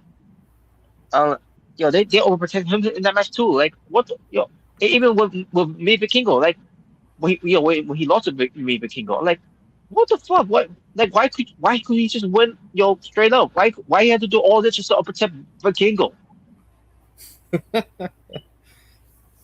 Like they're overprotecting this guy. Like Holy shit! Yeah, and you wonder why people don't like him. You guys are doing shit like this. Yeah. Oh my god, man. I'll say this: um, his manager's all right. You know, also, I think his manager is better than Smart Sterling. I'll say that much. Or better than a concierge from TNA. Far better. Yeah, far better than that. Oh my god, man. By the way, apparently Lee Yang Lee is having matches with fucking Mr. Elegance. I'm like, what the hell is this crap? Yeah, because they did this whole thing where this one week they did a Champions Challenge match, I think it was, where it was the champions of TNA versus the challengers of What? TNA as well. Basically, it was Ling and Lee teamed up with the Elegance brand because they're the tag champions against Mara Sade, Elena Black and Sarah Brookside, who are not champions. That's the And dumbest concept I've ever heard in my life. basically, if the challengers can beat the champions, then they're gonna shot at the title. But here's the problem with that, because Sarah Brookside is done with the tag team thing. Elena Black is not a tag team wrestler. He's not anymore because her wrestler Perez, from NXT. But Yeah. and Marsha Day is not she's not tag team anymore either because her and Black Legend were a tag team. I mean, unless she wants to have either Allie or Rosemary as a team because now she's paired up with them now. But Sarah Brookside, basically, I mean, let's just say they would have pinned one of the Elegance brand, which is Heather and by Elegance. I'm like, how that's gonna work when Sarah Brookside, has already dumped her tag team partner, by the way. Which, by the way, I still think that's, it's ridiculous that they had them be a tag team. The Angel Warriors of Elena, Sarah Brookside and Layton Lee being a tag team, and they were never tag team champions. For TNA. It's like with Just Be. You have them be a tag team, but they don't win the tag belts, and now they're ready to split up. Oh my But God. they were trios champions 2 times. Trios champions. Oh yeah, that's great. Yeah, even though that Mhm. it I doesn't was really gonna mean say anything good anymore. for them. Good for them. It doesn't really mean anything anymore, anyways. And by the way, they were not a real trios team. Because Just Be with Hangman and then with Mystico. That was not a real trios team. No. That was a problem with that whole thing. And they had Kevin Nash being the champion, a singles champion, which is fine. Um, but still, you still did it's just be no favorites when they never became second champions and all that broken up. And now the same thing happened with the Angels, the Angel Warriors here. They were paired up like almost, I think like a year ago. Again, similar would just be or paired up a year ago, the tag team. And now Angel Warriors are no longer a tag team, and then they were never knockout tag team champions. Great job at TNA. But I do think this program with these two is going to work out pretty well. You know, especially that now that Lane Lee is champion again, and we'll see how this turns out. With I think Sarah Brooks is going to win the belt from her at Anniversary. I could be wrong, but we shall see. But I think but I like that Sarah Brooks as a heel. She's been a heel before in the Indies, and with this one, they're really going all the way with her being a heel. Where her finishing move, which is the lifting DDT, elevator DDT, where like how Alan Copeland does, the execution or whatever. But she's going to the dark side because now she's a heel, you know, and she's all she's in all black now, except her hair is still blonde, but still. Um, hey, kind of like Valerie in a way, from AEW. That's from AWS, excuse me. But either way, but the point is, but Mr. Elegance got involved in the match, by the way. He tripped up Ling Lee, and then that's when Cyborg got involved. I mean, obviously because she's in the match, but she her dark side move onto um Ling and Lee, pin her, and now she's the number contender for the title. And that's when they made the match with Mr. Elegant versus Ling and Lee with Cyborg at commentary, and the Elegance brand was out there as well. But they got involved and they got kicked out, and the match happened, and it was all right. Mr. Elegance, um, I really don't know what he's got in the ring, other than him just flexing and doing um his pecs dance, whatever, with his chest. But he did win because Brookside got involved, and then she made an announcement after Mr. Elegance won against Megan Lee, that she's going to see her at Summerversary and she's going to become the new Knockouts World Champion. And I think she will. I think she will eventually will become Knockouts World Champion. Will happen at Summerversary? Maybe. Unless they want to extend the program going into Bound for Glory. But we shall see. But nevertheless, but I'm looking forward to most likely before going to Summerversary. I mean, obviously, we're going to Summerversary, but what I look forward to the most likely after Summerversary, I should say, is TNA Lockdown, the return of Lockdown. That one I cannot wait for. That's gonna be in August, and they're gonna be in Chicago. So I'm gonna look forward to that one most likely.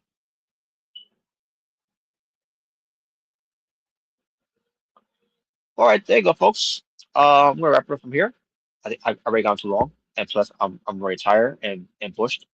I gotta get some rest for work later on tonight. I mean, later on today, later on tonight. Well, I probably will work late at night, so probably like around 12 maybe. Who knows? It depends how it is, but we shall see. But either way, folks, thank you for watching. Shout out to Omega Red and to Jaber for being part of the stream of yours truly, as we did BTA episode 302 for this Being the AsylumMania Edition. That we talked about some things that we talked about, and hopefully we got all the things that we had to talk about, and that's pretty much it there for that talk about. So, folks, shout out to Chucky or Chucky Zero W for saying fuck Jay Bird and fuck Scary Movie. Well, I haven't watched Scary Movie, but I had to so I'm gonna have to disagree with one of them. The one that I'm gonna disagree with is Jay Bird. You know, the whole fuck Jay Bird. I just disagree with that. As far as fuck Scary Movie, haven't seen the movie yet, so I can't really say I agree with you on that one because I haven't seen it yet. So, but nevertheless, that being said, but thank you, Chucky, for commenting from hours ago. But shout out to Jogo Gamer 85 for being a moderator, and to Rockstar Tokyo for also being a moderator for the channel. Now they were not here in the live chat or the stream, but give them a shout out either way because they're moderators on my channel, and I owe this shout out to my moderators. And shout out to everyone else that watched but didn't comment in the live chat like Chucky did here. But if you feel free to do so, please feel free to do so. Be sure to keep things positive. Have a positive attitude, positive vibe, positive mood, positive energy to keep things a safe space for all parties and all parties around to keep things cool, aloof, zen. And to also have a you have it, but also show some positive love, positive support, and positive what's the other positive thing, what comes to showing? It's been a while, folks, so you gotta bear with me here. Positive peace to all around. And if you want to troll, make sure to the troll, like how Tricky did here. Chucky obviously was trolling because of fuck Jaybird and everything like that. I don't know if he's trolling about the scary movie thing as well, because Chucky is the original, scary movie when it comes to child's play. So, but anyway, but that was a positive troll there from Chucky. But if anything negative trolls, and you know who you want to talk about, was the negative trolls, and not gonna say much of it. Other than if that happens, there'll be a point of timeout, and once that timeout is up, and they still continue doing that, they will be officially blocked. And there you go. Welcome to that.